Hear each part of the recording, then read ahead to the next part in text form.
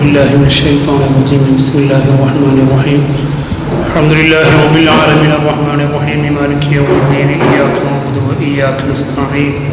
اهدنا الصراط المستقيم صراط الذين أنعمت عليهم غير المغضوب عليهم ولا الضالين. بسم الله الرحمن الرحيم. قل هو الله أحد الله الصمد لم يلد ولم يولد ولم يكن له كفوا أحد. بسم الله الرحمن الرحيم. قل هو الله أحد الله الصمد لم يلد ولم يولد ولم يكن له كفوا أحد. بسم الله الرحمن الرحيم. قل هو الله أحد الله الصمد لم يلد ولم يولد ولم يكن له كفوا أحد. بسم الله الرحمن الرحيم. قل أعوذ برب الفلق من شر ما خلق ومن شر غاسق إذا وقب ومن شر النفاثات في العقد ومن شر حاسد إذا حسد. بسم الله الرحمن الرحيم. قل أعوذ برب الناس ملك الناس إله الناس من شر الوسواس الخناس الذي يوسوس في صدور الناس من الجنة والناس. الحمد لله رب العالمين حمدا يوافق وهو يكافئ مزيدا.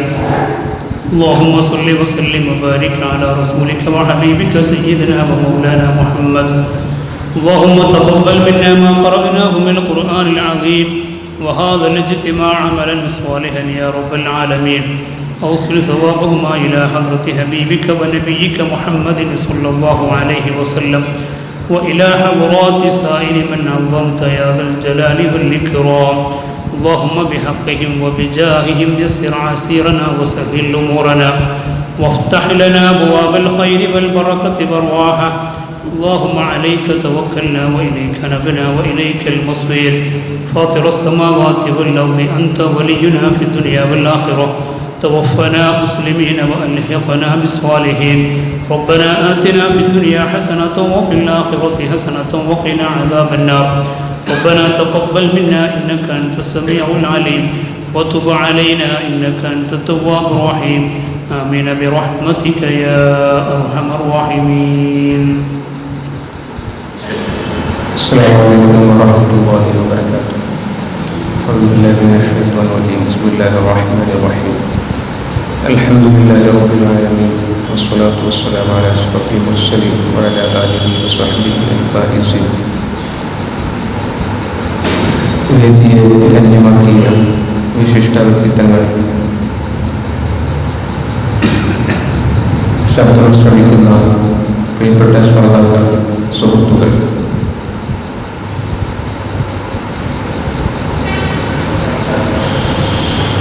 ഫെബ്രുവരി 28 ദേശീയ ശാസ്ത്ര ദിനം അനുബന്ധമായി Kerala state Sunni students federation SSF Malappuram east ജില്ലാ കമ്മിറ്റി സംഘടിപ്പിച്ച വെക്ടർ സ്പേസ് ചർച്ചാ സംഗമത്തിലാണ് നാം ഒരുമിച്ചിരിക്കുന്നത്.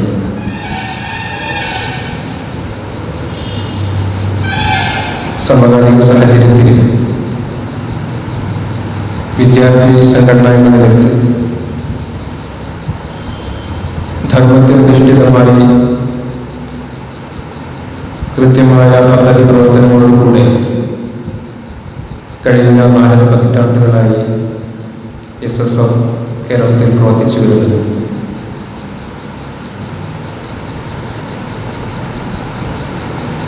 ശാസ്ത്രദിനം വളരെ പ്രതീക്ഷയോടുകൂടെ നാം അനുസ്മരിക്കുമ്പോൾ വിവിധ കാലഘട്ടങ്ങളിൽ വ്യത്യസ്ത തലങ്ങളിൽ നിരീക്ഷണ പരീക്ഷണങ്ങളുമായി ശാസ്ത്രം അതിവേഗം മുന്നോട്ട് പോയിക്കൊണ്ടിരിക്കുകയാണ്. ആത്യന്തികമായി സമൂഹ നന്മയ്ക്ക് എന്ന ലക്ഷ്യത്തിൽ നിന്നുകൊണ്ടാണ് ശാസ്ത്രീയ പ്രവർത്തനങ്ങൾ മുന്നോട്ട് പോകുന്നത് അല്ലെങ്കിൽ പോവേണ്ടത്. ഒരു വിദ്യാർത്ഥി സംഘടന എന്ന നിലയ്ക്ക് വളർന്നു വരുന്ന വിദ്യാർത്ഥി സമൂഹത്തെ കൃത്യമായ സാമൂഹിക അവബോധം നൽകിക്കൊണ്ട് തങ്ങളുടെ അനുഭവങ്ങളെ, അറിവുകളെ നാടിൻ്റെയും സമൂഹത്തിൻ്റെയും വളർച്ചയ്ക്ക് പ്രയോഗിക്കുക എന്നുള്ളതാണ് ഇത്തരത്തിലൊരു പ്രോഗ്രാമിന് വേണ്ടി SSF മുന്നിട്ടിറങ്ങുന്നത്. ആനുകാലിക സാഹചര്യത്തിൽ ഒന്നുകൂടെ അരാഷ്ട്രീയവൽക്കരിക്കപ്പെട്ടുകൊണ്ടിരിക്കുന്ന വിദ്യാർത്ഥി സമൂഹം അശ്ലീലതയിലും ആഭാസങ്ങളിലും കൂടുതൽ സന്തോഷം കണ്ടെത്തുകയും സ്വന്തത്തിലേക്ക് ഒതുങ്ങി ജീവിക്കുന്ന ഒരു വർത്തമാന സാഹചര്യത്തിൽ താൻ സ്വീകരിക്കുന്ന അല്ലെങ്കിൽ തൻ്റെ ജീവിത വഴികളിലൂടെ അനുഭവിച്ചറിയുന്ന വിജ്ഞാനത്തെ അത് സമൂഹത്തിൻ്റെ ഉന്നമനത്തിനും സൃഷ്ടിപ്പിനും വേണ്ടിയാണെന്ന് തന്നെയാണ് SSF ഒന്നുകൂടെ ഉറക്കി പറയുന്നത്. അത്തരത്തിൽ ഈ ഒരു ശാസ്ത്രീയ ദിനത്തിൽ, ദേശീയ ശാസ്ത്ര ദിനത്തിൽ നമ്മുടെ വിദ്യാർത്ഥി സമൂഹത്തിന് ഒരുപാട് ചെയ്യാനുണ്ട്, വരും കാലങ്ങളിൽ ഇനിയുമേറെ നമുക്ക് താണ്ടാനുണ്ട് എന്ന വളരെ പ്രസക്തമായ സന്ദേശം മുന്നോട്ട് വെച്ചുകൊണ്ടിരിക്കും SSF ഈ ഒരു പ്രോഗ്രാം സംഘടിപ്പിക്കുന്നത്.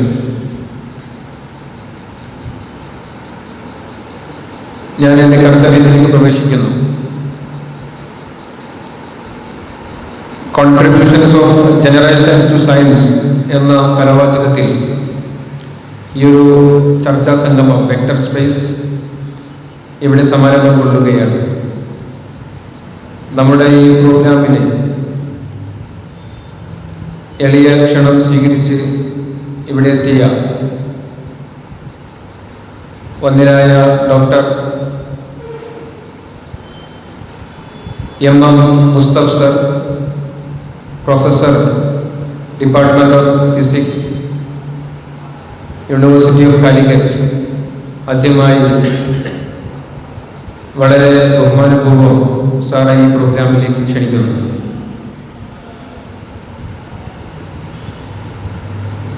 അതുപോലെ തന്നെ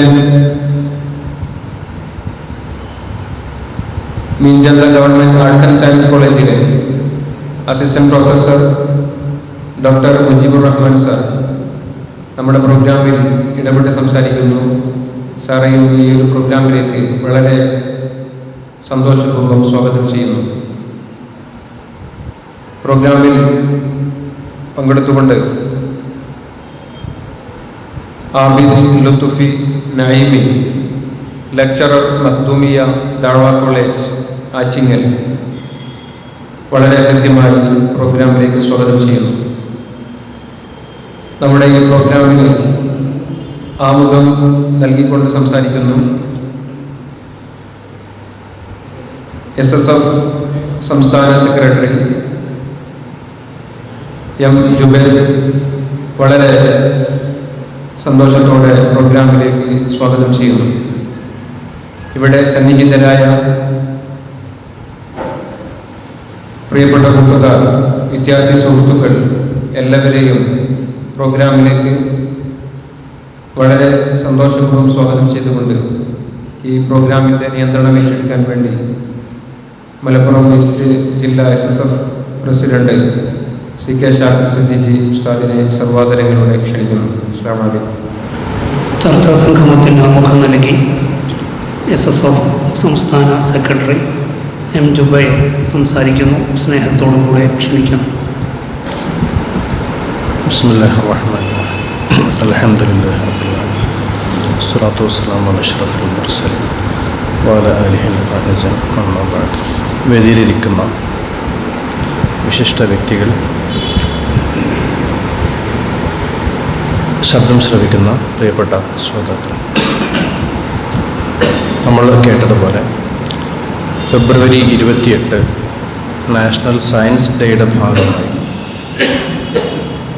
SSFന് കീഴിൽ സംസ്ഥാനത്തെ 5 കേന്ദ്രങ്ങളിൽ സമകാലിക പ്രാധാന്യമുള്ള 5 വിഷയങ്ങളെ അധികരിച്ചുകൊണ്ട് ഇതുപോലെയുള്ള ചർച്ചാ സംഗമങ്ങൾ നടക്കുകയാണ്. ഒരു വിദ്യാർത്ഥി സംഘടന എന്ന അർത്ഥത്തിൽ ശാസ്ത്രദിനത്തിൽ ഇത്തരമൊരു ചർച്ചാ സംഘടിപ്പിക്കുന്നതിൽ SSFന് വലിയ ചാരിതാർത്ഥ്യമുണ്ട്. നിരന്തരമായ അന്വേഷണങ്ങളുടെയും അതുപോലെ ആലോചനകളുടെയും ഗവേഷണങ്ങളുടെയും ഒരു വിശാലമായ ഭൂമികയാണ് ശാസ്ത്രലോകമെന്ന് നമുക്കറിയാം. നിശ്ചിതമായ തീർപ്പുകളിലേക്ക് എത്തുന്നതിന് പകരം ഓരോ കാലഘട്ടത്തിലും ആ കാലഘട്ടത്തിനനുസരിച്ചുള്ള സാഹചര്യങ്ങൾക്കനുസരിച്ചുള്ള ഗവേഷണങ്ങളിലൂടെ, അന്വേഷണങ്ങളിലൂടെ, പഠനങ്ങളിലൂടെ നിശ്ചിത നിഗമനങ്ങളിലേക്കാണ് ശാസ്ത്രം എത്തിച്ചേരാറുള്ളത്.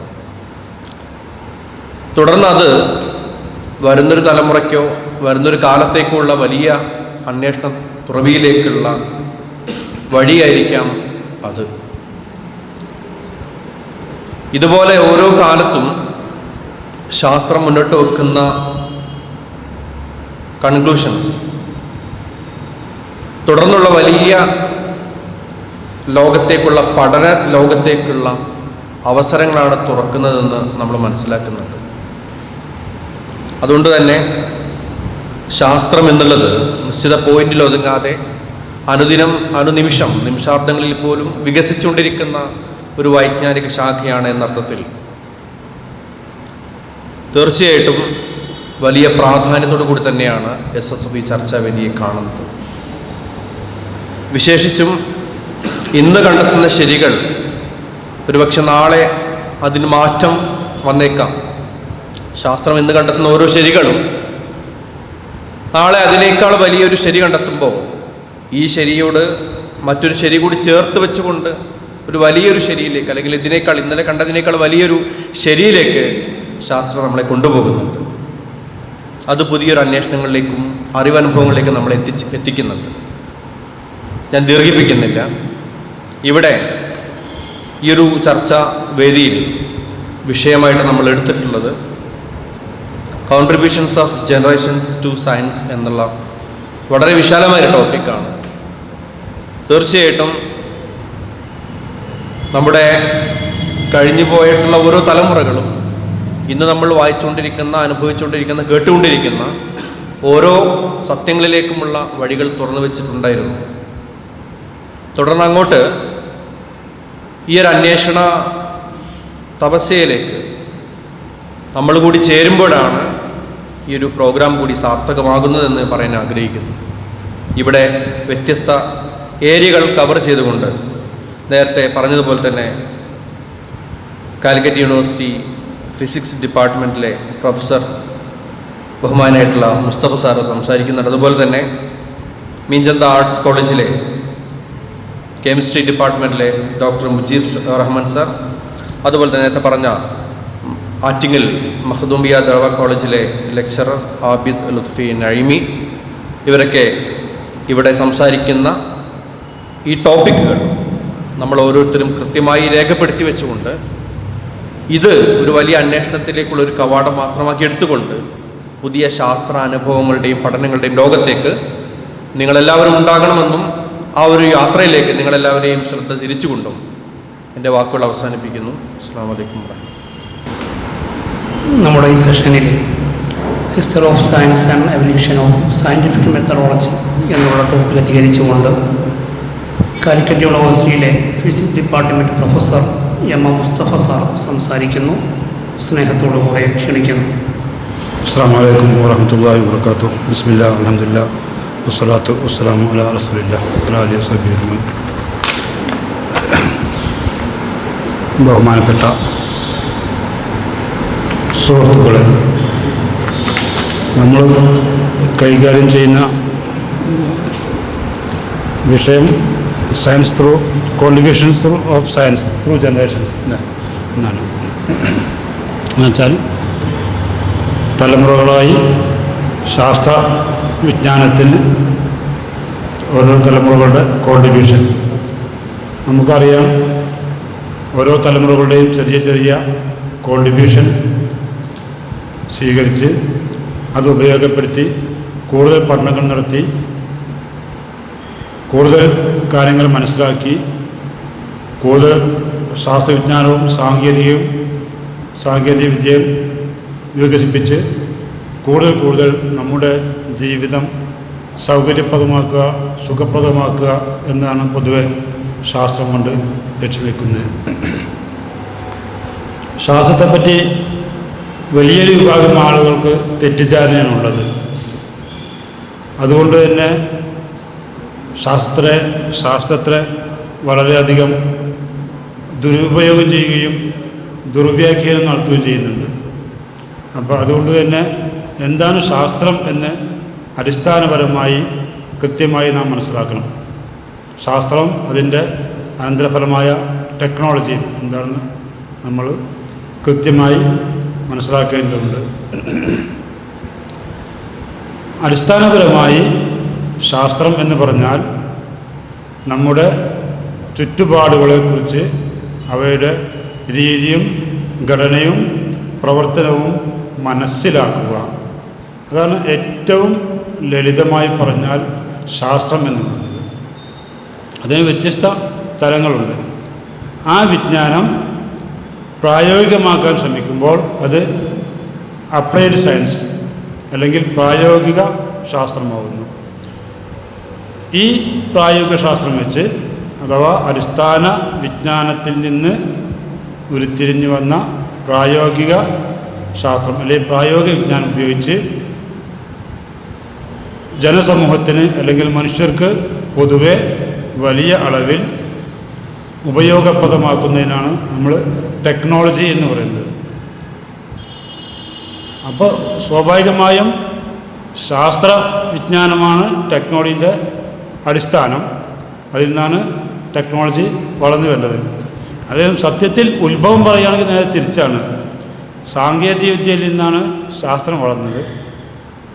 പിന്നെ ശാസ്ത്രത്തിന് സാങ്കേതിക വിദ്യക്ക് കോൺട്രിബ്യൂട്ട് ചെയ്യാൻ കഴിയുന്നു. അതിന് കാരണം ആദ്യത്തെ സാങ്കേതിക വിദ്യ എന്ന് പറഞ്ഞത് അത് ശാസ്ത്രാടിസ്ഥാനം അല്ലാത്തതുകൊണ്ടല്ല, അതും ശാസ്ത്രീയ അടിസ്ഥാനത്തിൽ തന്നെയാണ്. പക്ഷേ അത് ബോധപൂർവമായ ശാസ്ത്ര പഠനമോ നിരീക്ഷണമോ ആയിരുന്നില്ല. ആവശ്യത്തിന് വേണ്ടിയുള്ള കാര്യങ്ങൾ നിർവഹിക്കുക. അപ്പോൾ അടിസ്ഥാനപരമായി ശാസ്ത്രം എപ്പോഴാണ് തുടങ്ങിയത് അല്ലെങ്കിൽ സാങ്കേതികവിദ്യ എപ്പോഴാണ് തുടങ്ങിയത് എന്ന് വെച്ചാൽ കൃത്യമായി പറയുകയാണെങ്കിൽ ആദ്യ മനുഷ്യൻ്റെ വരവോടുകൂടി തന്നെ ശാസ്ത്രവും സാങ്കേതിക വിദ്യയും ഈ ലോകത്ത് ഉത്ഭവിച്ചു. അത് മറ്റൊരു തരത്തിൽ ഖുർആനിൽ അവതരിപ്പിച്ചിട്ടുണ്ട്. നമ്മളൊക്കെ പഠിച്ചിട്ടുണ്ടാകും. ഖുർആനിൽ ഓതുമ്പോൾ ആദം നബിയെ സൃഷ്ടിച്ച സന്ദർഭം ഖുർആൻ വിവരിക്കുന്നുണ്ട്. ഇത് ഖാല റബ്ബുൽ മലായികത്തി ഇന്നി ജാഇലു ഫിൽ അർദി ഖലീഫ ഖാലു വതജ്അലു ഫിഹാ മൻ യഫ്സിദു ഫിഹാ വയസ്ഫികു ദിമാ വനഹ്നു നുസബ്ബിഹു ബിഹംദിക വനുഖദ്ദിസു ലക ഖാല ഇന്നി അഅലമു മാ ലാ തഅലമൂൻ. പിന്നെ വഅല്ലമ ആദമൽ അസ്മാഅ കുല്ലഹാ സുമ്മ അറദഹും അലൽ മലായിക. അപ്പോൾ ആദം നബിയെ അള്ളാഹു സൃഷ്ടിച്ചപ്പോൾ ആദം നബിക്ക് സുഖമായി സൗകര്യപ്രദമായി പുരോഗമനാത്മകമായി ജീവിക്കാനുള്ള സൗകര്യങ്ങൾ അള്ളാഹു ഒരുക്കിയിട്ടാണ് ആദം നബിയെ സൃഷ്ടിക്കുന്നത്.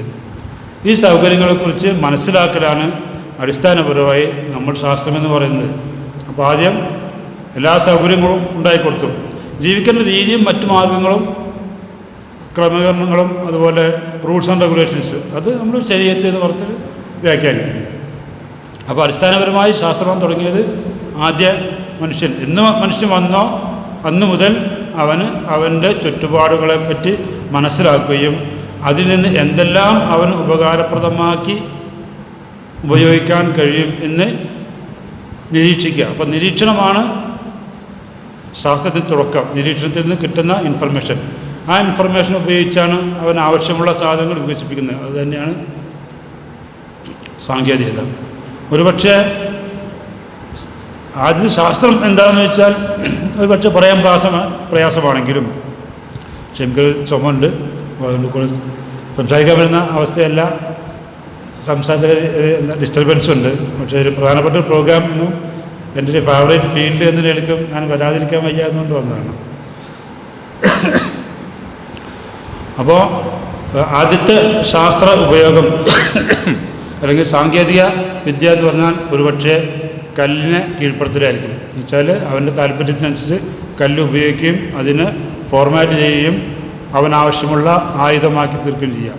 ഒരുപക്ഷെ അതിന് മുമ്പ് മരം കമ്പ് ഉപയോഗിച്ചിട്ടുണ്ടാവാം, അത് വേണ്ടത്ര ഫോർമാറ്റ് ചെയ്യാൻ, അല്ലെങ്കിൽ അതുകൊണ്ട് മറ്റുള്ളതിനെ കൂടുതൽ കൺട്രോൾ ചെയ്യാൻ പറ്റുന്നില്ല. പക്ഷേ കല്ല് അങ്ങനെയല്ല, മറ്റൊന്നിനെ കീഴ്പ്പെടുത്താൻ ഉപയോഗിക്കുന്ന ഹാർഡാണ്, പവർഫുള്ളാണ്. അപ്പോൾ ഒരു കല്ലിൻ്റെ ശക്തിയായിരിക്കും പ്രധാനം മനസ്സിലാക്കുക. പിന്നെ ഏറ്റവും പ്രധാനപ്പെട്ട ഒരു ഡെവലപ്മെൻറ്റ് ഒരു പക്ഷേ തീയിൻ്റെ കണ്ടുപിടുത്തമായിരിക്കും. കാരണം തീ കണ്ടുപിടുത്തമല്ല, തീനെ നമുക്ക് കൺട്രോൾ ചെയ്യാൻ കഴിയും എന്ന് മനസ്സിലാക്കുകയും അത് കൺട്രോൾ ചെയ്യുകയും ചെയ്യുക. അപ്പോൾ തീനെ വഴുതിയിൽ വരുത്തുക എന്നുള്ളതാണ് രണ്ടാമത്തെ ഏറ്റവും വലിയ കണ്ടുപിടുത്തമായി കണക്കാക്കപ്പെടുന്നത്. അതോടെയാണ് പ്രപഞ്ചത്തെ അല്ലെങ്കിൽ പ്രപഞ്ചത്തിലെ വസ്തുക്കളെ അധീശത്വത്തോടെ കീഴടക്കാനും അത് മനുഷ്യൻ്റെ ആവശ്യങ്ങൾക്ക് ഉപയോഗിക്കുവാനും വേണ്ടി തുടങ്ങിയത്. ബാക്കിയെല്ലാം അതിൻ്റെ അനന്തരഫലമായിരുന്നു. തീനെ പ്രധാനമായിട്ട് കൺട്രോൾ ചെയ്യുന്നത് ഉപയോഗത്തിനായിരുന്നില്ല, മറിച്ച് അവൻ്റെ സ്വയം സുരക്ഷയ്ക്കായിരുന്നു. അങ്ങനെ സുരക്ഷയ്ക്ക് വേണ്ടി കിട്ടുന്നതൊക്കെ ഭക്ഷിച്ച് ജീവിച്ചിരിക്കും. കല്ലും മറ്റും ഉപയോഗിച്ച് പരമാവധി സ്വന്തം വിഭവങ്ങൾ ഉൽപ്പാദിപ്പിക്കുമ്പോൾ അവന് സമാധാനത്തോടെ വിശ്രമിക്കണം, സ്വസ്ഥമായി ശയിക്കണം എന്ന് തോന്നി. അങ്ങനെയാണ് സുരക്ഷിതമായ വാസസ്ഥലത്തെ പറ്റി ചിന്തിക്കുന്നത്. അങ്ങനെയാണ് പ്രകൃതി വിഭവങ്ങൾ കൂടുതൽ ചൂഷണം ചെയ്യുകയും, ചൂഷണം എന്ന് പറഞ്ഞാൽ പോസിറ്റീവ് സെൻസിൽ അത് ഉപയോഗിക്കുകയും ചെയ്യുന്നത്. അള്ളാഹു തന്നെ ഖുർആനിൽ സൂചനയുണ്ട്, ഖലഖലക്കും മാ ഫിൽ അർളി ജമിയ, പണ്ട് മിസ്യൂസ് ചെയ്തൊരു കാര്യത്താണത്. പ്രപഞ്ചത്തിലുള്ള എല്ലാ വസ്തുക്കളെയും മനുഷ്യന് വേണ്ടിയാണ് സൃഷ്ടിച്ചതെന്ന് മനുഷ്യനോട് അള്ളാഹു പറയുന്നുണ്ട്. അപ്പോൾ അതിൻ്റെ അർത്ഥം ഈ പ്രപഞ്ചത്തിലുള്ള കാണുന്ന എല്ലാ വസ്തുക്കൾക്കും നിങ്ങൾക്ക് ഉപകാരപ്രദമാണ്, അത് നിങ്ങൾ ഉപകാരപ്രദമാക്കണം. അപ്പോൾ ഉപകാരപ്രദമാക്കണമെങ്കിൽ ആ വസ്തുക്കളെ കീഴ്പ്പെടുത്തണമെങ്കിൽ ആ വസ്തുക്കളുടെ രീതിയും ഘടനയും പെരുമാറ്റവും ഉപയോഗവും മനസ്സിലാക്കണം. അത് ഒബ്സർവേഷനോടെ നടക്കുന്നു. അതുതന്നെയാണ് ശാസ്ത്രത്തിൻ്റെ ആദ്യം. അതാണ് SSFൽ ശാസ്ത്രദിനം കൊണ്ടാടുമ്പോൾ മറ്റു നിന്ന് വ്യത്യസ്തമാവുന്നത്. ഇന്ത്യയെ സംബന്ധിച്ചിടത്തോളം ശാസ്ത്രദിനം എന്ന് പറഞ്ഞാൽ ഇന്ത്യക്ക് ആദ്യമായി നോബൽ പ്രൈസ് കിട്ടിയ സർ CV രാമൻ്റെ ശാസ്ത്ര കണ്ടുപിടുത്തം പ്രഖ്യാപിച്ച അതിൻ്റെ ഓർമ്മയ്ക്കാണ്. അന്ന് കണ്ടുപിടിക്കുന്ന സമയത്ത് ഈ രാമൻ എഫക്റ്റിന് വലിയ പ്രസക്തിയൊന്നും അദ്ദേഹം തന്നെ കണ്ടിട്ടില്ല. പിന്നെയാണ് മെറ്റീരിയൽ സയൻസ് രംഗത്തും മെറ്റീരിയൽ അനാലിസിസ് രംഗത്തും ഒരുപാട് സാധ്യതകൾ, പ്രത്യേകിച്ച് കെമിസ്ട്രിയിലും കൂടുതൽ സാധ്യതയുണ്ടെന്ന് മനസ്സിലാക്കി. ഏതായാലും ഇന്ത്യയിൽ നിന്നുകൊണ്ട് ഇന്ത്യക്കാരനായ വ്യക്തിക്ക് വേറെ നോബൽ പ്രൈസ് സയൻസിൽ കിട്ടിയിട്ടില്ല. ബാക്കിയുള്ള ആളുകൾ കിട്ടിയിട്ടുണ്ടെങ്കിലും ചന്ദ്രശേഖർ മുതൽ വെങ്കട്ടറാം വരെയുള്ള ആളുകൾക്ക് കിട്ടിയതിന് പുറത്ത് വർക്ക് ചെയ്ത് കിട്ടിയാണ് എന്തായാലും. അപ്പോൾ ആ നിലയ്ക്കുള്ള സന്തോഷമാണ്. അപ്പോൾ ഒട്ടും മോശമല്ലാത്ത കോൺട്രിബ്യൂഷൻ, അതിനേക്കാൾ ഒരുപക്ഷെ സിഗ്നിഫിക്കൻ്റ് എന്ന് പറയുന്ന ഒരു കോൺട്രിബ്യൂഷൻ SN ബോസൊക്കെ നടത്തിയിട്ടൊക്കെ ഉണ്ട്. അതും മോശമായിട്ടല്ല, എങ്കിലും ആദ്യത്തേനൊരു മൂല്യം ഉണ്ടാവുമല്ലോ, അതുള്ളൂ.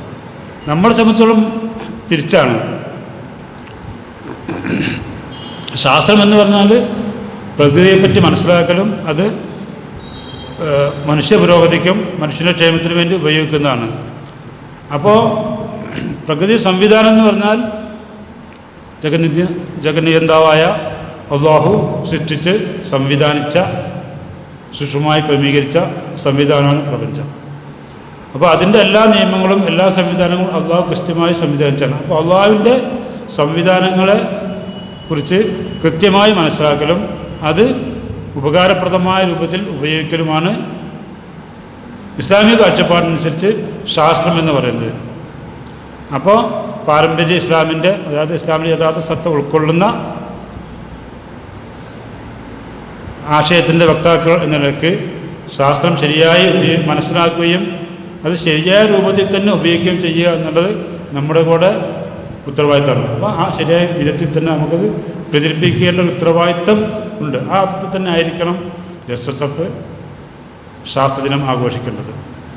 അല്ലാതെ പൊതുവേ ഒരു ഫംഗ്ഷൻ എന്ന നിലയ്ക്ക് അല്ല, കൃത്യമായ റോളും നിർവചനമുണ്ട്. അപ്പോൾ അതാണ് നമ്മൾ തിരിച്ച് കൊടുക്കാം. അപ്പോൾ അങ്ങനെ കാലകാലം മുതൽ ആദ്യകാലത്ത് ഈ ശാസ്ത്രപഠനം അല്ലെങ്കിൽ ശാസ്ത്ര ഉപയോഗം അല്ലെങ്കിൽ പ്രപഞ്ചത്തിലെ വസ്തുക്കളെ ഉപയോഗിക്കുക എന്നുള്ളത് മനുഷ്യൻ്റെ ആവശ്യത്തിനനുസരിച്ച് അന്നക്കന്ന് ഉള്ള ഉപയോഗത്തിനനുസരിച്ച് ഘട്ടം ഘട്ടമായി കണ്ടെത്തുന്നതാണ്. ഈ ഓരോ കണ്ടുപിടുത്തം, ഒരു കല്ല് ഒരു ആയുധമാക്കുകയാണെങ്കിലും ഒരു ദിവസം കൊണ്ട് പെട്ടെന്നുണ്ടായ ഐഡിയല്ല. ആദ്യം കല്ലിനെ കല്ലുകൊണ്ട് ഉപയോഗിക്കാൻ പറ്റും, കല്ലുകൊണ്ട് മറ്റുള്ളതിനെ പ്രസ് ചെയ്ത് കീഴ്പ്പെടുത്താം, അല്ലെങ്കിൽ ചതയ്ക്കാം, കൺട്രോൾ ചെയ്യാം, അരയ്ക്കാം എന്നൊക്കെ മനസ്സിലാക്കി, പിന്നെ പോളിഷ് ചെയ്ത് ഷാർപ്പൻ ചെയ്യാമെന്ന് മനസ്സിലാക്കി, പിന്നെ അത് കൈകാര്യം ചെയ്യുന്ന സൗകര്യത്തിന് വേണ്ടി പിടി ഉണ്ടാക്കി, അങ്ങനെ കീഴ്പ്പെടുത്തി. അത് അനന്തകാലത്തെ തുടങ്ങി വെച്ചാണ്. പിന്നെ ആളുകൾ വികസിക്കാൻ തുടങ്ങുമ്പോൾ കൂടുതൽ ഈ ഉള്ള കഴിവെച്ച് മറ്റുള്ള നിയന്ത്രിക്കാൻ കഴിയുമ്പോൾ അവന് ശേഖരങ്ങൾ കൂടി. അപ്പോൾ ശേഖരങ്ങൾ കൂടുമ്പോൾ സ്വാഭാവികമായി അഫിനിറ്റി കൂടി. അഫിനിറ്റി കൂടുമ്പോൾ സ്വാഭാവികമായും സ്വന്തം കൺട്രോൾ കൂടുതൽ ഉൽപ്പാദിപ്പിക്കാനുള്ള തരണ, കൂട്ടായ ജീവിതം, ഒരുപക്ഷെ അങ്ങനെ സംസ്കാരം തുടങ്ങി. അങ്ങനെയാണ് കൃഷി വന്നു. പിന്നീടുള്ള വികസനങ്ങളൊക്കെ ഒന്ന് ഈ ആയുധം എന്ന നിലക്കും കൃഷിയുടെ ഉപകരണം എന്നുള്ള നിലക്കായിരുന്നു ഈ ശാസ്ത്ര സാങ്കേതിക വിദ്യകൾ വികസിച്ച് വന്നത്. പിന്നെ വികസിച്ച് വരുമ്പോൾ സ്വാഭാവികമായും ഉപകരണങ്ങൾ ഉണ്ടാക്കുമ്പോൾ അതിന് എക്സ്പെർട്ടൈസ് വരും, ഒരു തൊഴിൽ സേന വരും, എക്സ്പെർട്ടൈസ് വരും, പിന്നെ അത് കൺട്രോളിങ് വരും. അതിൻ്റെ അനന്തരഫലമായി പിന്നെ ഇനി എങ്ങനെ പ്രപഞ്ച വസ്തുക്കൾ കൂടുതൽ ഉപയോഗിക്കാമെന്ന് വരും. അപ്പോഴേക്കും അതിൻ്റെ തലം മാറി കുറച്ചുകൂടി ചിന്തയുടെ തലത്തിലേക്ക് വന്നു. അപ്പോൾ സ്വാഭാവികം കുറച്ച് വിശാലമായ കാഴ്ചപ്പാടോടെ വസ്തുക്കളുടെ പൊതുവായ സ്വഭാവം മനസ്സിലാക്കി അടിസ്ഥാന വർഗീകരണം നടത്തി അതിലൂടെ നമ്മുടെ ചിന്താശേഷി, ഇമാജിനേഷൻ കൂടി ഉൾപ്പെടുത്തി ആശയങ്ങൾ വിപുലീകരിച്ചു. അങ്ങനെയാണ് ഒരു ശാസ്ത്രത്തിന് പറ്റി മറ്റൊരു മുഖം വരുന്നത്, ഫിലോസഫിക്കൽ ഫേസ് വരുന്നത്. പിന്നീട് ഏകദേശം ഒരു BC 500 എന്ന് പറയാം, കൃത്യമായിട്ട് പറയാൻ ഷാർപ്പായിട്ട് പറയാൻ പറ്റില്ല, ഏകദേശം ആ കാലം മുതലുള്ള ഒരു 4-5 നൂറ്റാണ്ട് പൊതുവെ ഈ ഫിലോസഫികളുടെ ആ കാലത്തുള്ള കോൺട്രിബ്യൂഷനാണ് ഇന്ത്യയിലും ഈജിപ്തിലും അതുപോലെ ഗ്രീക്ക് സംസ്കാരത്തിലൊക്കെ. അപ്പോൾ അത് ഓരോരോ സംസ്കാരങ്ങളുടെ വികസനത്തോടനുബന്ധിച്ചായിരിക്കും ഈ ശാസ്ത്രീയ ആശയങ്ങളും ലോജിക്കുകളും വികസിച്ചു വരുന്നത്. കാരണം ഈ പൊതുവായ വർഗീകരണത്തിലൂടെയാണ് ഓരോന്നിൻ്റെ കൃത്യമായ സ്വഭാവം മനസ്സിലാക്കാനും അത് കൃത്യമായി ഉപയോഗിക്കാനും പറ്റും. കാരണം ഏത് വസ്തുവിനെയും കൃത്യമായി ഉപയോഗിക്കണമെങ്കിൽ അതിൽ നിന്നുള്ള ഏറ്റവും പരമമായ ഉപകാരം എടുക്കണമെങ്കിൽ ആ വസ്തുവെപ്പറ്റി കൃത്യമായ ധാരണ വേണം. ഉദാഹരണം നമ്മൾ മൊബൈൽ ഫോൺ എടുക്കുകയാണെങ്കിലും മൊബൈൽ ഫോണിനെ പറ്റി അതിൻ്റെ സാധ്യത കൃത്യമായി അറിയുന്ന ആളുകൾക്ക് ഏറ്റവും കൂടുതൽ ഉപയോഗിക്കാൻ പറ്റണം. അല്ലെങ്കിൽ ഫോൺ വിളിക്കാനും വേണമെങ്കിൽ കുറച്ച് നെറ്റ് നോക്കാനും അറിയുള്ളൂ, അതല്ലാതെ ഇഷ്ടംപോലെ സാധ്യത ഉണ്ടാകും. അതുപോലെ അങ്ങനെ ഫിലോസഫിക്കൽ തലത്തിൽ വരും. ഇപ്പോഴും പലരും ഈ ശാസ്ത്രം സമീപിക്കുന്ന ഈ ഒരു ഫിലോസഫിക്കൽ പോയിൻ്റ് ഓഫ് വ്യൂ മാത്രമാണ്. ശാസ്ത്രം എന്ന് പറഞ്ഞാൽ കുറേ ആശയങ്ങൾ ഉണ്ടാക്കുക, ആ ആശയങ്ങളിൽ നിന്ന് പുതിയ ആശയങ്ങൾ ഉണ്ടാക്കുക, അങ്ങനെ ഓരോരോ തലമുറകളിലും പുതിയ ആശയങ്ങൾ ഉണ്ടാക്കുക, മനസ്സിലാക്കുക എന്നുള്ള അതല്ല അതിൻ്റെ ശരിയായ പർപ്പസും. ആശയങ്ങൾ ഉണ്ടാക്കല്ല, മനസ്സിലാക്കലാണ് പ്രധാനമായ കാര്യം. മനസ്സിലാക്കി അതിൽ നിന്ന് പ്രായോഗികവൽക്കരണം ഉണ്ടാക്കുക.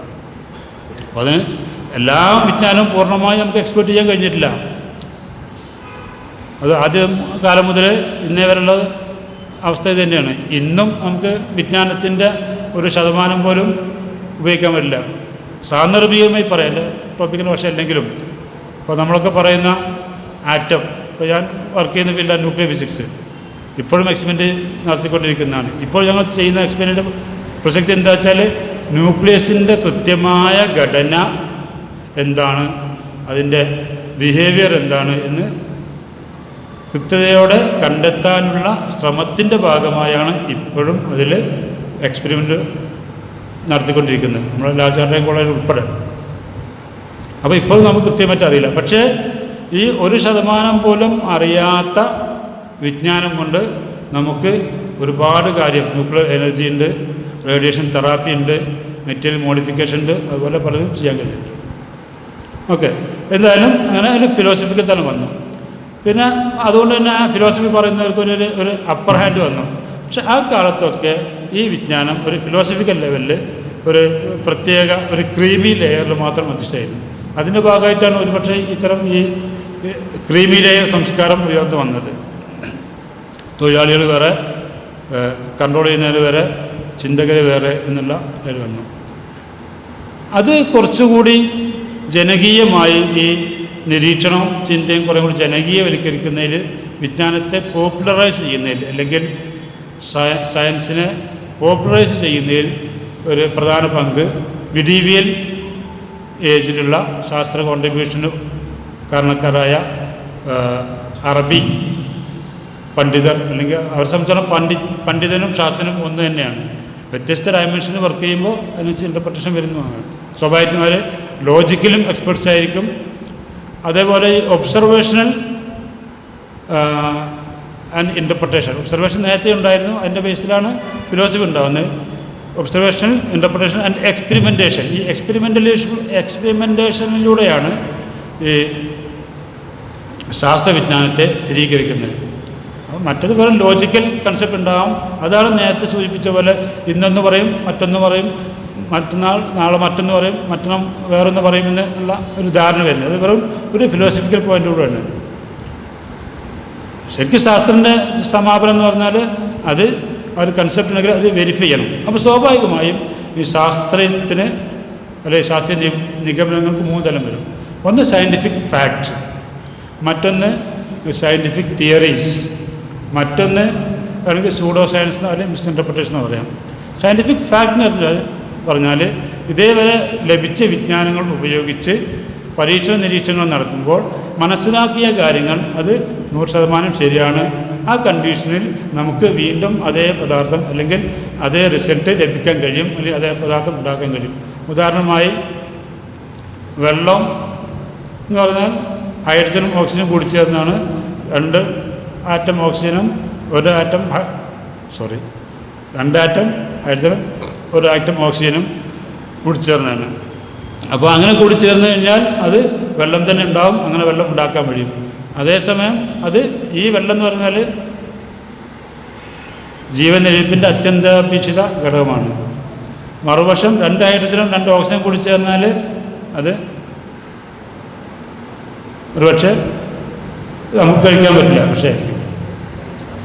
അപ്പോൾ ഒരു ക്രമം വന്നപ്പോൾ ഉപകാരം, മറ്റൊരു ക്രമം വന്നപ്പോൾ ഉപദ്രവം. അത് രണ്ടും തിരിച്ചറിയാൻ എന്നുള്ളത് എങ്ങനെ മനസ്സിലാക്കുന്നത്?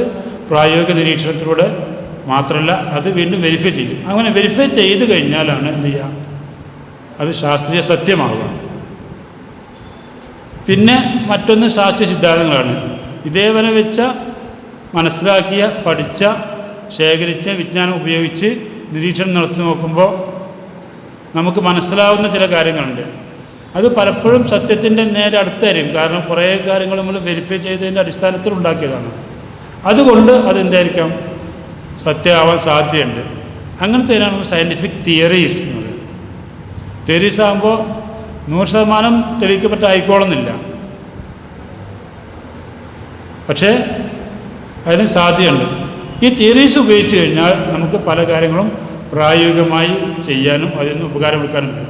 ഇപ്പോൾ നമുക്കുള്ള മിക്കവാറും ശാസ്ത്രീയ സയൻറ്റിഫിക് നോളജ് എന്ന് പറയുന്നത് ഏറെക്കുറെ തിയറി ബേസ്ഡാണ്. ഇപ്പോൾ നമ്മൾ ഈ ആറ്റം ബോംബ് ഉണ്ടാക്കുന്നതും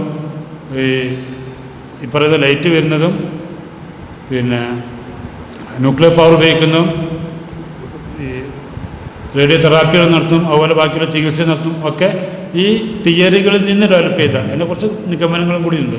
അപ്പോൾ അതുകൊണ്ട് അത് പെർഫെക്റ്റ് അല്ല. പെർഫെക്റ്റ് ആവണമെങ്കിൽ നമുക്ക് 100% വെരിഫൈ ചെയ്ത് ഫാക്റ്റ് ആയിരിക്കണം. പക്ഷെ അത് പെർഫെക്റ്റ് ആക്കാനുള്ള ലിമിറ്റേഷൻ ഉണ്ട്. അപ്പോൾ തിയറിയിൽ നിന്ന് നമുക്ക് ഉപകാരപ്രദമായ കാര്യങ്ങൾ ഉണ്ടാക്കാം, അതേസമയം അൾട്ടിമേറ്റ് ആയി എന്ന് പറയാൻ കഴിയില്ല.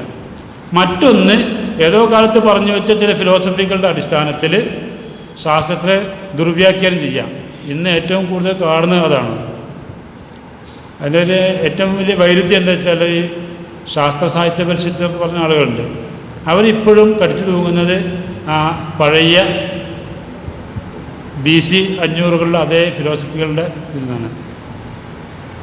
അതുകൊണ്ടാണ് ഈ അടിസ്ഥാനപരമായി ശാസ്ത്ര ഗവേഷണത്തിൽ ആക്റ്റീവായി രംഗത്തുള്ള ഒരാളും ഇതിൻ്റെ പിന്നാലെ വല്ല പോകാറില്ല. മറിച്ച് ഭാഷാ രംഗത്തോ അല്ലെങ്കിൽ സാഹിത്യ രംഗത്തോ ഒക്കെ പ്രവർത്തിക്കുന്ന ആളുകളാണ് ഇത് ദുർവ്യാഖ്യാനം നടത്തുന്നത്. അപ്പോൾ സാധാരണക്കാരൻ സംബന്ധിച്ചോളം ആരിൽ നിന്നാണ് ആശയം കിട്ടുന്നത് അത് സ്വീകരിക്കും, ശരിയായാലും തെറ്റായാലും. അപ്പോൾ സ്വാഭാവികമായും അവിടെ ഈവൻ വാദപ്രതിവാദം നടത്തിയാൽ തന്നെ നല്ലൊരു ശാസ്ത്രജ്ഞനും നല്ലൊരു മലയാള അധ്യാപനം വാദപ്രതിവാദം നടത്തിയാൽ തോൽക്കുക ശാസ്ത്രജ്ഞനായിരിക്കും. പിന്നെ ആൾക്കാർ പോകാൻ നേരം ഉണ്ടാവില്ല, ആക്ടിവിറ്റി രംഗത്ത് നിൽക്കുന്ന ആൾക്ക് പോകാൻ നേരം ഉണ്ടാവില്ല. കാരണം അവർക്ക് ഈ വാക്കുകൊണ്ടുള്ള കളിയില്ല. വാക്കുകൊണ്ട് കളിച്ച് മനുഷ്യരെ ശ്രദ്ധ മാറ്റി ലോജിക്കൽ ഇൻ്റർപ്രിറ്റേഷനിലൂടെ മാത്രമാണ് ഈ വിമർശനങ്ങൾ നിൽക്കുന്നത്. അല്ലെങ്കിൽ യാഥാർത്ഥ്യം മറ്റൊന്നാണ് വരുന്നത്.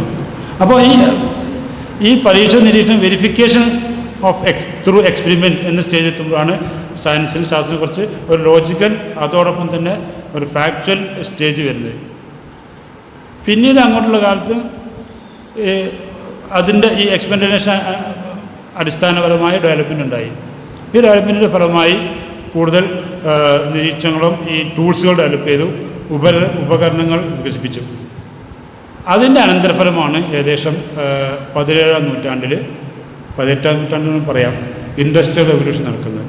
ഇൻഡസ്ട്രിയൽ റെവല്യൂഷൻ നടക്കുന്നതോടുകൂടെ എല്ലാ സാങ്കേതികതയുടെയും കേന്ദ്രം അവിടെ മാറി. സ്വാഭാവികമായും ഈ പരീക്ഷണ നിരീക്ഷണങ്ങൾ കൂടെ നടത്താനുള്ള ഫെസിലിറ്റേഷൻ ടൂൾസും പ്രൊവൈഡ് ചെയ്യാൻ കൂടുതൽ കഴിവ് അവർക്ക് വന്നുകൊണ്ട് സ്വാഭാവികം അവരുടെ കയ്യിൽ ഈ ശാസ്ത്ര പരീക്ഷണങ്ങളുടെയും നിഗമനങ്ങളുടെയും കൺട്രോൾ അവർക്ക് വന്നു. അതുകൊണ്ടാണ് ഇന്ന് ഏറെക്കുറെ ഈ യൂറോപ്യൻ സെൻട്രലൈസ്ഡ് ആയി ഈ ശാസ്ത്രം മാറിയിരിക്കുന്നത്.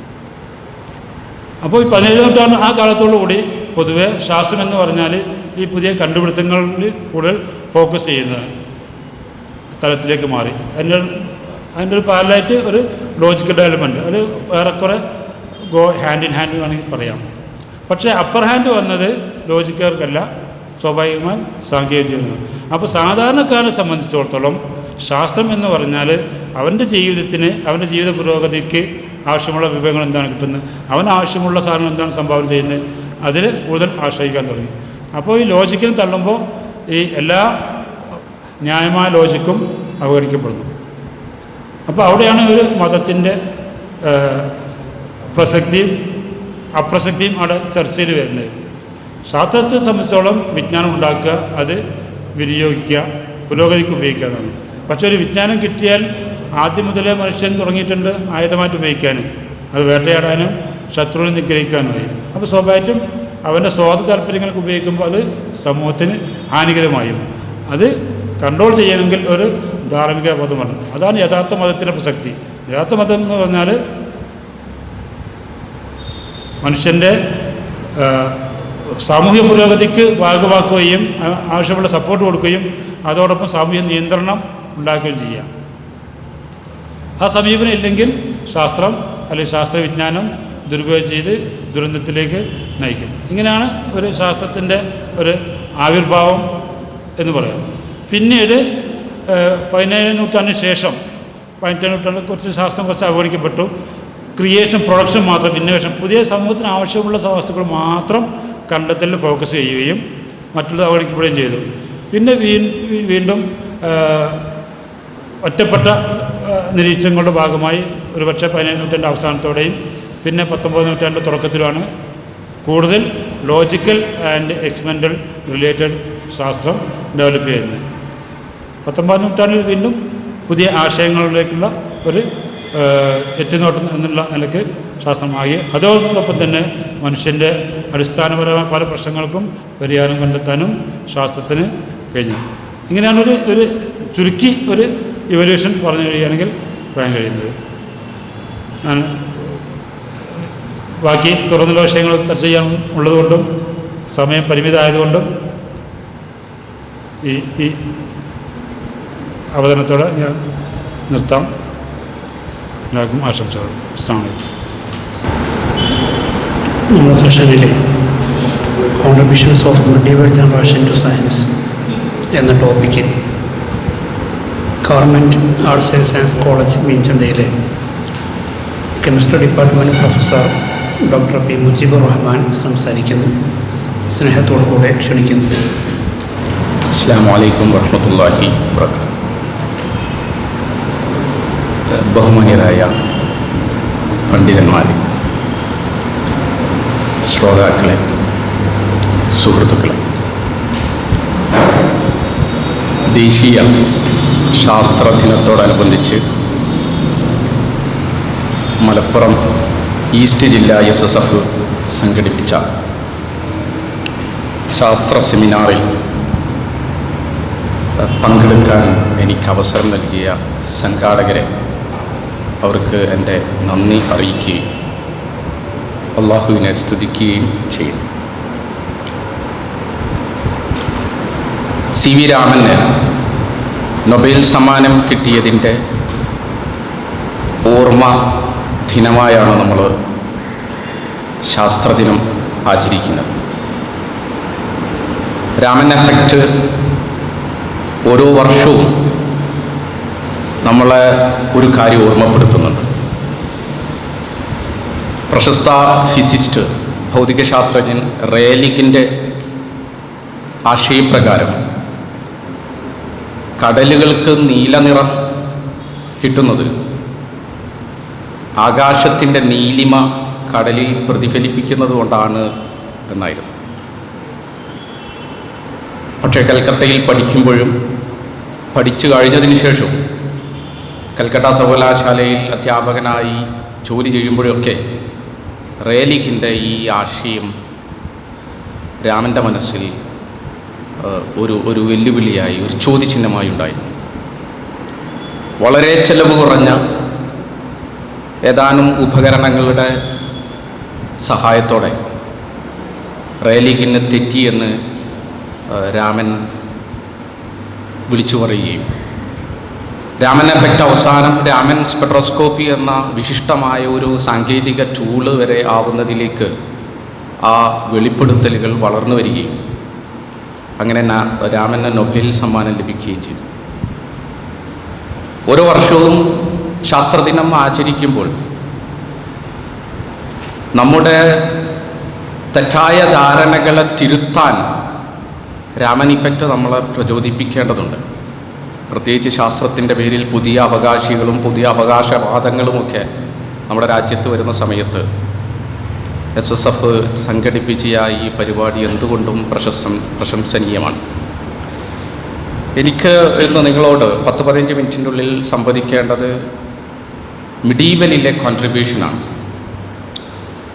മിഡീവൽ കോൺട്രിബ്യൂഷനെ കുറിച്ച് നമ്മൾ സംസാരിക്കുമ്പോൾ ക്ലാസ്സുകളിൽ നമ്മൾ ശാസ്ത്രത്തിൻ്റെ ചരിത്രത്തെക്കുറിച്ച് കുട്ടികളോട് പറയുമ്പോൾ നമ്മുടെ പാഠപുസ്തകങ്ങളിൽ ഹിപ്പോക്രാറ്റസ് എന്ന് തുടങ്ങി BC 400 ഹിപ്പോക്രാറ്റസ് എന്ന് തുടങ്ങി അരിസ്റ്റോട്ടിലും യൂക്ലിഡും BC 300-350 യൂക്ലിഡും അത് കഴിഞ്ഞ് ആർക്കമിഡീസും BC 200 ആർക്കമിഡീസും AD ആദ്യ നൂറ്റാണ്ടുകളിലെ ഖാലനും ടോളമിയും പിന്നെ ഒരു ചാട്ടമാണ് റോജർ ബേക്കണിലേക്ക്. റോജർ ബേക്കൺ 13ാം നൂറ്റാണ്ടിൽ 1212 AD 1212. ഇതിനിടയിൽ 1000 വർഷം ഇല്ല, ചരിത്രത്തിലില്ല. എന്താ ചോദിച്ചാൽ പറയാ അത് ഇരുണ്ട യുഗമാണെന്നാണ് പറയുക. യൂറോ കേന്ദ്രീകൃത ശാസ്ത്ര പഠനങ്ങൾ, ചിന്തകൾ, നമ്മുടെ പാഠപുസ്തകങ്ങളൊക്കെ പറയുന്നത്, ഞങ്ങൾ പോലും കുട്ടികളോട് പറയുന്നത്, പറയേണ്ടി വരുന്നത് ഇങ്ങനെയാണ്: ഈ 1000 വർഷം മിസ്സിംഗ് ആണ്. ഈ 1000 വർഷത്തിൽ എന്ത് സംഭവിച്ചു എന്നാണ് എനിക്ക് പറയേണ്ടത്. എനിക്ക് തോന്നുന്നത്, ഞാനിവിടെ ചർച്ചയുണ്ടാവുമെന്നാണ് പ്രതീക്ഷിക്കുന്നത്, എനിക്ക് തോന്നുന്നത് ഈ അവകാശവാദം തന്നെ അശാസ്ത്രീയമാണ്. ശാസ്ത്രത്തിൻ്റെ വികാസത്തിൽ അങ്ങനെ ഒരു 1000 വർഷത്തെ നമുക്ക് മാറ്റി നിർത്താൻ കഴിയില്ല. മുസ്തഫ സാറൊക്കെ സൂചിപ്പിച്ചതുപോലെ എങ്ങനെയാണ് ശാസ്ത്രം അല്ലെങ്കിൽ സാങ്കേതിക വിദ്യ ഡെവലപ്പ് ചെയ്തു വന്നത് എന്നുള്ളത് വളരെ ലളിതമായ ഒരു കഥയിലൂടെ ഞങ്ങൾ കുട്ടികൾക്ക് പറഞ്ഞു കൊടുക്കാറുണ്ട്. പൗരാണിക കാലഘട്ടത്തിൽ ഒരു കഥയാണ്. പൗരാണിക കാലഘട്ടത്തിൽ ഒരു മഴ പെയ്ത് കുതിർന്ന ഒരു കളിമണ്ണ്, നന്നായി മഴ പെയ്ത് കുതിർന്ന ഒരു കളിമൺ കൂട്ടത്തിൻ്റെ അടുത്ത് കുറച്ചു പേർക്ക് തീ കൂട്ടേണ്ട സാഹചര്യം വന്നു. അവർക്കെന്തോ ചുട്ടെടുക്കാനാണ്, വേവിക്കാനാണെന്ന് നമുക്ക് സങ്കല്പിക്കാം. അങ്ങനെ അവർ തീയൊക്കെ കൂട്ടി അവരുടെ ആവശ്യം കഴിഞ്ഞ് തീ അണച്ചു.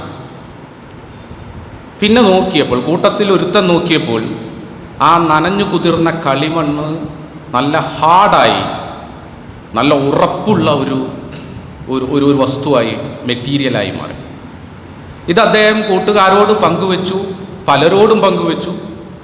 കുറച്ചുകൂടെ ക്രിയാത്മകമായി ചിന്തിക്കുന്ന ഒരാൾ ആലോചിച്ചു, എങ്കിൽ കളിമണ്ണ് ശേഖരിച്ച് അതിൽ കുറച്ച് വെള്ളം ചേർത്ത് അതിനെ കുഴമ്പ് രൂപത്തിലാക്കി ഒരു കുടം പോലെ അദ്ദേഹം മാറ്റിയെടുത്തു. എന്നിട്ട് അദ്ദേഹം നേരത്തെ ചെയ്ത പോലെ തീ കൂട്ടി അല്ലെങ്കിൽ അതിനെ ചൂടാക്കി. അപ്പോൾ അദ്ദേഹത്തിന് നല്ലൊരു മൺകലം കിട്ടി. അപ്പം മൺകലം ആ സമൂഹത്തിൽ പ്രചാരത്തിലായി. അപ്പോഴാണ് വേറൊരാൾ ആലോചിച്ചത്, എങ്കിൽ എനിക്കെന്തുകൊണ്ട് കളിമണ്ണ് ഒന്ന് ഉരുക്കിക്കൂടാ.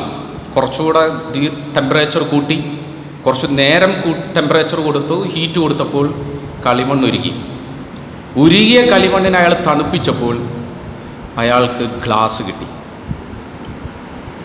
അപ്പോഴാണ് വേറെ ആൾ ആലോചിച്ചത്, വെറും കളിമണ്ണാക്കണത് കുറച്ച് അന്നൊക്കെ കിട്ടുന്ന ചില ലോഹ സംയുക്തങ്ങളും കൂടെ ചേർത്തൊരു മിശ്രിതം എന്തുകൊണ്ട് ഈ രൂപത്തിൽ ഉരുക്കിക്കൂടാ.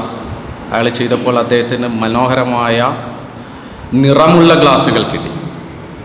ഇങ്ങനെ ശാസ്ത്രം സാങ്കേതിക വിദ്യയും തലമുറകളിലേക്ക് വികസിച്ചുകൊണ്ടിരിക്കുന്നതാണ്. അതിൻ്റെ ഇടയിൽ എങ്ങനെയാണ് നമ്മൾ 1000 കൊല്ലത്തെ ഒന്നുമില്ലാത്തതാക്കി ഇരുണ്ട യുഗമാക്കി മാറ്റുക എന്നുള്ളതാണ്. അതാണ് ഞാൻ അതിൻ്റെ അശാസ്ത്രീയത എന്ന് പറയുന്നത്. പക്ഷേ ഇതിൻ്റെ വേറൊരു വശം കൂടെ ഉണ്ട്. ഈ 1000 കൊല്ലത്തിൻ്റെ ചരിത്രം വരുമ്പോൾ അത് അറബികളുടെ മുസ്ലിം ശാസ്ത്രജ്ഞന്മാരുടെ ചരിത്രമാണ്. അപ്പോൾ അവിടെയും ചില അതിവായനകൾ ഉണ്ടെന്നാണ് എനിക്ക് തോന്നുന്നത്. നിങ്ങൾ അതിനോട് പ്രതികരിക്കുമെന്ന് മനസ്സിലായി. ചില പ്രഭാഷണങ്ങൾ, ചില എഴുത്തുകളൊക്കെ കാണുമ്പം എല്ലാ ശാസ്ത്രവും തുടങ്ങിയത് ഈ മധ്യകാലഘട്ടത്തിലാണെന്ന് ചിലർ അവകാശപ്പെടാറുണ്ട്. അങ്ങനെ ഒരു സുപ്രഭാതത്തിൽ തുടങ്ങുന്നതല്ല ശാസ്ത്രം.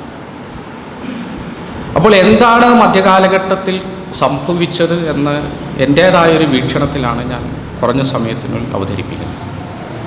മധ്യകാലഘട്ടത്തിൽ യൂറോപ്പ് ഇരുട്ടിലായിരുന്നെങ്കിലും അറബ് ഇന്ത്യൻ ചൈനീസ് മേഖലകളിൽ നവോത്ഥാനം ഉണ്ടായിരുന്നു. അവിടെ സംസ്കാരങ്ങളുണ്ടായിരുന്നു. അതിലേറ്റവും നന്നായി പരിലസിച്ചത് അറബ് മേഖലയിലെ മുസ്ലിം മേഖലയിലായിരുന്നു. അതിന് രാഷ്ട്രീയ, സാമൂഹിക, സാംസ്കാരിക, മതപരമായ കാരണങ്ങളുണ്ട്. ഇസ്ലാം അതിൽ വളരെ പ്രത്യേകമായ റോള് വഹിച്ചിട്ടുണ്ട്. പ്രവാചകനും ഖുർആനും അവരെ പ്രചോദിപ്പിച്ചിട്ടുണ്ട്.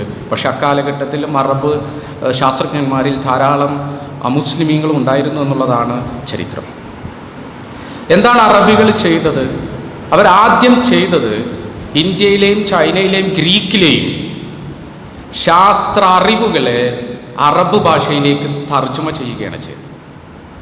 അങ്ങനെ തർജ്ജമ ചെയ്തപ്പോൾ അറബ് ഒരു ശാസ്ത്ര ഭാഷയായി മാറി. ഇന്നത്തെ ഇംഗ്ലീഷിന് എന്താണോ റോള്, ആ റോൾ അന്ന് അറബിക്കുണ്ടായിരുന്നു. ആധുനിക രസതന്ത്രത്തിൻ്റെ പിതാവായ ആൻ്റണിയോ ലവോസിയ, അതുപോലെ തന്നെ ശ്രദ്ധേയമായ ചില കണ്ടുപിടുത്തങ്ങൾ നടത്തിയ സ്കെപ്റ്റിക്കോ കീമിയൊക്കെ എഴുതിയ റോബർട്ട് ബോയിലിനൊക്കെ അറബി ഭാഷ നന്നായി അറിയുമായിരുന്നെന്ന് അവരുടെ ജീവചരിത്ര ഗ്രന്ഥങ്ങളിൽ എഴുതവെക്കപ്പെട്ടിട്ടുണ്ട്. അപ്പോൾ അറബ് അന്നൊരു ശാസ്ത്ര ഭാഷയായി മാറി. ഇങ്ങനെ വെറും കോപ്പിയടി മാത്രമല്ല അവർ ചെയ്തിരിക്കുന്നത്. എന്താണ് അറബ് ശാസ്ത്രത്തിൻ്റെ ഏറ്റവും വലിയ സംഭാവന എന്ന് ചോദിച്ചു കഴിഞ്ഞാൽ ഒറ്റ വരിയിലാണ് ഞാൻ പറയുന്നത്. ഊഹത്തെ അടിസ്ഥാനമാക്കിയുള്ള സങ്കല്പ രൂപീകരണത്തിൽ നിന്ന് പരീക്ഷണങ്ങൾ അടിസ്ഥാനമാക്കിയുള്ള അറിവന്വേഷണങ്ങൾ അവർ തുടങ്ങി എന്നുള്ളതാണ്. മുസ്തഫ സാർ അത് സൂചിപ്പിച്ചു. ഫിലോസഫേഴ്സ്, അരിസ്റ്റോട്ടിൽ ശാസ്ത്രജ്ഞനാണ്, പക്ഷെ അദ്ദേഹം എക്സ്പെരിമെൻ്റ് ചെയ്തിട്ടില്ല. ടോളമിയും എക്സ്പെരിമെൻ്റ് ചെയ്തതായി രേഖപ്പെടുത്തപ്പെട്ടിട്ടില്ല. അപ്പോൾ അവരെല്ലാം ഊഹിക്കുകയായിരുന്നു, ചിന്തിക്കുകയായിരുന്നു. അവരുടെ ചിന്തകളുടെ ഫലങ്ങളാണ് അവർ അറിവുകളായി ഉൽപ്പാദിപ്പിച്ചത്. പക്ഷേ ഇവരുടെ പുസ്തകങ്ങൾ, ഇവരുടെ എഴുത്തുകൾ അറബ് ഭാഷയിലേക്ക് ട്രാൻസ്ലേറ്റ് ചെയ്തതിന് ശേഷം അവർ ചിന്തിച്ചത് ശരിയാണോ എന്ന് പരീക്ഷണാടിസ്ഥാനത്തിൽ അറബ് ശാസ്ത്രജ്ഞന്മാർ, അല്ലെങ്കിൽ മധ്യകാലത്തിലെ മിഡിൽ ഈസ്റ്റ് അറബ് ശാസ്ത്രജ്ഞന്മാർ തെളിയിച്ചു. ഏതാനും ചില തെളിവുകൾ ആ മേഖലയിൽ പറയാം. നമുക്കറിയാം ഇബ്നു ഹസൻ, അദ്ദേഹം കിതാബുൽ മനാലിർ എന്ന പുസ്തകത്തിൻ്റെ വളരെ പ്രശസ്തമായ അദ്ദേഹത്തിൻ്റെ പുസ്തകം അൽ ഹാസൻ ടോളമിയെ തിരുത്തുന്നുണ്ട്. ടോളമി പറഞ്ഞത് കണ്ണിൽ നിന്ന് പുറപ്പെടുന്ന ലൈറ്റ് വസ്തുക്കളിൽ തട്ടി പ്രതിഫലിക്കുമ്പോഴാണ് ആ വസ്തു കാണുക എന്നുള്ളത്. പക്ഷെ അൽ ഹാസൻ പറഞ്ഞത് വസ്തുവിൽ നിന്ന് തട്ടിയ ലൈറ്റ് കണ്ണിൽ പ്രതിഫലിക്കുമ്പോഴാണ് കാണുന്നത്. ഇത് അദ്ദേഹം ലെൻസ് ഉപയോഗിച്ച് പരീക്ഷണങ്ങൾ നടത്തിയാണ് ടോളമി അദ്ദേഹം തിരുത്തുന്നത്. പിന്നെ അതൊക്കെ ടെലിസ്കോപ്പിൻ്റെയൊക്കെ കണ്ടുപിടുത്തത്തിലേക്ക് നയിച്ചു. അതുപോലെ ടോളമിയുടെ തന്നെ ജിയോസെൻട്രിക് എന്ന് പറയുന്ന ഒരു വാദമുണ്ട്. പ്രപഞ്ചത്തിൻ്റെ സെൻറ്റർ ഭൂമിയാണ്. അസ്ട്രോലാബിൻ്റെ അറബി വേർഡാണ് അസ്തുർലാബ്. അതായത് ഈ ഭൂമിയെയും സൂര്യനെയും മറ്റു ഗ്രഹങ്ങളെ നക്ഷത്രങ്ങളെയൊക്കെ വീക്ഷിക്കാൻ വേണ്ടി ഉണ്ടാക്കിയ ഒരു ഉപകരണം. നാസറുദ്ദീൻ തൂസി, കുത്തുബുദ്ദീൻ ഷിറാസി തുടങ്ങിയ അറബ് ശാസ്ത്രജ്ഞർ ഈ അസ്തുർലാബ് ഉപയോഗിച്ച് ടോളമിയെ തിരുത്തുന്നുണ്ട്. അപ്പോൾ ടോളമിയുടെ ആശയങ്ങളെ മധ്യകാലഘട്ടത്തിൽ അവർ തിരുത്തുകയാണ്. ഇങ്ങനെ ശാസ്ത്രം മുന്നോട്ട് പോവുക എന്നേ ഞാൻ പറയാൻ ഉദ്ദേശിക്കുന്നത്. രസതന്ത്രത്തിൻ്റെ ചരിത്രം പരിശോധിച്ച് കഴിഞ്ഞാൽ കുറേ കാലം ആൽക്കമിസ്റ്റുകളുടെ നിഗൂഢ ശാസ്ത്രമായിരുന്നു രസതന്ത്രം. 2 ലക്ഷ്യങ്ങൾക്ക് വേണ്ടിയാണ് അവർ അന്ന് രസതന്ത്രത്തെ ഉപയോഗിച്ചത്. ഒന്ന് എലിക്സർ, മരണത്തെ തോൽപ്പിക്കുന്ന മരുന്നും, രണ്ടാമത്തത് തത്വശാസ്ത്ര കല്ല്, ഏത് ലോഹത്തിനെയും സ്വർണമാക്കി മാറ്റാവുന്ന മാജിക്കൽ സ്റ്റോണും അന്വേഷിച്ചാണ് അവർ രസതന്ത്രത്തെ. ഈജിപ്തിൽ നിന്നാണ് ഈ ഒരു ആശയം, ആൽക്കമിസ്റ്റുകളുടെ ആശയം രൂപപ്പെട്ടു വരുന്നത്, പഴയ ഫറോവയുടെ ഈജിപ്തിൽ. അതുകൊണ്ട് തന്നെ ഏത് സമയവും ഇത് കണ്ടുപിടിക്കപ്പെടാം എന്നുള്ളൊരു സാഹചര്യം വന്നു.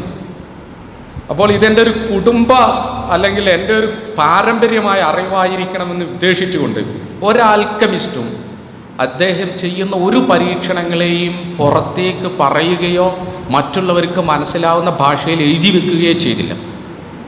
വളരെ നിഗൂഢമായ ഭാഷയിൽ, നിഗൂഢമായ രീതിയിലായിരുന്നു ആൽക്കമിസ്റ്റുകൾ പ്രവർത്തിച്ചിരുന്നത്.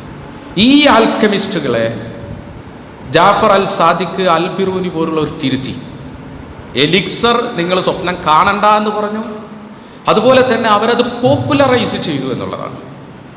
രസതന്ത്രത്തെ മനുഷ്യ സമൂഹത്തിന് വിട്ടുകൊടുത്തു എന്നുള്ളതാണ് അറബ് ശാസ്ത്രജ്ഞന്മാർ ചെയ്ത വലിയൊരു സംഭാവന. പക്ഷെ അവർ പോലും ഫിലോസഫർ സ്റ്റോണിൽ വിശ്വസിച്ചിരുന്നു എന്നുള്ള വേറെ സത്യം. സ്വർണത്തെ ലോഹങ്ങളെ മാറ്റിയെടുത്ത് സ്വർണ്ണമാക്കാനാവുമെന്ന് അവർ പോലും വിശ്വസിച്ചിരുന്നു. പക്ഷെ അതിനവർ പോപ്പുലറൈസ് ചെയ്തു. ജാബിർ ബിൻ ഹയ്യാൻ എന്ന് പറയുന്ന മറ്റൊരു ജേബർ എന്ന് പറയുന്ന ഒരു രസതന്ത്രജ്ഞനുണ്ട്. ഉമവി കാലഘട്ടത്തിലെ ഹിജ്റ 700 ഒരു രസതന്ത്രജ്ഞനാണ് ജേബർ കോർപ്പസ്. അദ്ദേഹത്തിൻ്റെ 200ഓളം പുസ്തകങ്ങൾ ജേബർ കോർപ്പസ് എന്ന പേരിൽ യൂറോപ്പിലേക്ക് ട്രാൻസ്ലേറ്റ് ചെയ്തിട്ടുണ്ട്. ജേബർ കോർപ്പസ് അരിസ്റ്റോട്ടിലിൻ്റെ 4 എലമെൻ്റൽ തിയറി ഉണ്ട്. അരിസ്റ്റോട്ടിലിൻ്റെ 4 എലമെൻ്റൽ തിയറി എന്ന് പറഞ്ഞാൽ എല്ലാത്തരം മാറ്ററുകളും അഗ്നി, വായു, വെള്ളം, മണ്ണ്, സാൻഡ്, വാട്ടർ, മണ്ണ്, അഗ്നി, വായു, വെള്ളം, ഈ 4 എണ്ണം കൊണ്ടാണ് സകല മാറ്ററുകളും സൃഷ്ടിച്ചിരിക്കുന്നത് എന്ന് അരിസ്റ്റോട്ടിൽ പറഞ്ഞു. അതിലൊന്നും കൂടെ വികസിപ്പിക്കുന്നുണ്ട്. അത് കാരണം അതിൽ ലോഹങ്ങൾ പെട്ടില്ലായിരുന്നു. ലോഹങ്ങൾ ഏതിൽ പെടുത്തുമെന്നുള്ള ഒരു പ്രശ്നം വന്നപ്പോൾ ജേബർ സൾഫർ മെർക്കുറി തിയറി, സൾഫർ എന്ന് പറയുന്നത് ഇന്നത്തെ സൾഫർ, ഇന്നത്തെ മെർക്കുറി അല്ല, മണ്ണും ജലാംശവും കൂടി ചേരുമ്പോഴുണ്ടാകുന്ന പുതിയ ഒരു മൂലകമായി അദ്ദേഹം സൾഫറിനെയും, എണ്ണമയത്തിലുള്ള ജലാംശവും മണ്ണും ചേരുമ്പോൾ മെർക്കുറിയും ഉണ്ടാകുന്നു. ഈ സൾഫർ മെർക്കുറി അദ്ദേഹം മൂലകങ്ങൾ, ലോഹങ്ങൾക്ക് വേണ്ടി പ്രത്യേകം തയ്യാറാക്കി.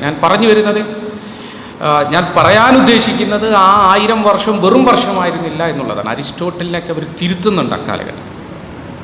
അതുപോലെ ഒരു രസതന്ത്ര വിദ്യാർത്ഥി എന്ന നിലയ്ക്ക് എന്നെ ഏറ്റവും കൂടുതൽ അത്ഭുതപ്പെടുത്തുന്നത് അറ്റോമിക് തിയറിയാണ്. അറ്റോമിക് തിയറിയുടെ ചരിത്രം നമ്മൾ പഠിച്ചു കഴിഞ്ഞാൽ ഇന്ത്യൻ സയൻറ്റിസ്റ്റ് കണാദനും ഡെമോക്രിറ്റസും ലൂസിഫസും അണുവാദ സിദ്ധാന്തം കൊണ്ടുവന്നു. അത് BC-ലാണ്. പിന്നെ അതിനൊരു പുനർജന്മം നൽകുന്നത് ഡാൾട്ടൻ്റെ അറ്റോമിക് തിയറിയിലാണ്. ഏകദേശം 2000 വർഷം അറ്റോമിക് തിയറി വിസ്മൃതിയിലാണ്ടുപോയി എന്നാണ് ആധുനിക ശാസ്ത്രം നമ്മളെ പഠിപ്പിക്കുന്നത്. നമ്മളെ 10ാം ക്ലാസ്സിലെ കുട്ടികൾ അല്ലെങ്കിൽ +1 കുട്ടികളെ പോലും അതാ പഠിപ്പിക്കുന്നത്. കണാദനെയും ഡെമോക്രിറ്റസിനെയും പറയും, പിന്നെ അടുത്ത ലൈനിൽ ഡാൾട്ടനെയാണ്. 18-ാം നൂറ്റാണ്ടിലെട്ടാണ്. പക്ഷേ അറ്റോമിക് തിയറിയോളം ഇസ്ലാമിക ലോകത്ത് ചർച്ച ചെയ്ത മറ്റൊരു തിയറി ഉണ്ടോ എന്ന് എനിക്ക് സംശയം. എൻ്റെ വായനയിൽ ഞാൻ കണ്ടിട്ടില്ല. കാരണം അത് ഇൽമുൽ കലാമുമായി വരെ അതിനെ വ്യാഖ്യാനിക്കുകയുണ്ടായി എന്നാണ് പലയിടത്തും എഴുതപ്പെട്ടത്. അഷ്അരി ധാര പറഞ്ഞത്, ഇവിടെ മറ്റൊരു കാര്യം നമ്മൾ മനസ്സിലാക്കണ്ടേ, ഡെമോക്രിറ്റസ് പറഞ്ഞത് എല്ലാ പദാർത്ഥങ്ങളും സൃഷ്ടിക്കപ്പെട്ടിരുന്ന ആറ്റം കൊണ്ടാണ്, അത് അവിഭാജ്യമാണെന്നാണ്. പക്ഷെ അന്ന് അരിസ്റ്റോട്ടിൽ അത് എതിർത്തു. കാരണം അരിസ്റ്റോട്ടിലിൻ്റെ ചതുർ എലമെൻറ്റ് തിയറിയാണ്, 4 എലമെൻറ്റ് തിയറിയാണ്. അദ്ദേഹത്തെ സംബന്ധിച്ചിടത്തോളം മുഴുവൻ എലമെൻറ്റുകളും വായു, മണ്ണ്, വെള്ളം, അഗ്നിയാണ്.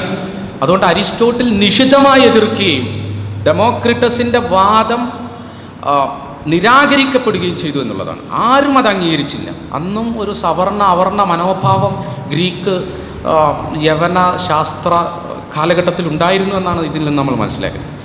പക്ഷേ ഈ അരിസ്റ്റോട്ടിൽ എതിർത്ത ഈ തിയറിയെ, ഡെമോക്രിറ്റസിൻ്റെ ഈ തിയറിയെ മധ്യകാലഘട്ടത്തിലെ മുസ്ലിം ശാസ്ത്രജ്ഞർ അംഗീകരിച്ചിട്ടുണ്ടായിരുന്നു. അവരതിന് പുതിയ വ്യാഖ്യാനങ്ങൾ തന്നു. അഷ്അരി ധാര പറഞ്ഞത്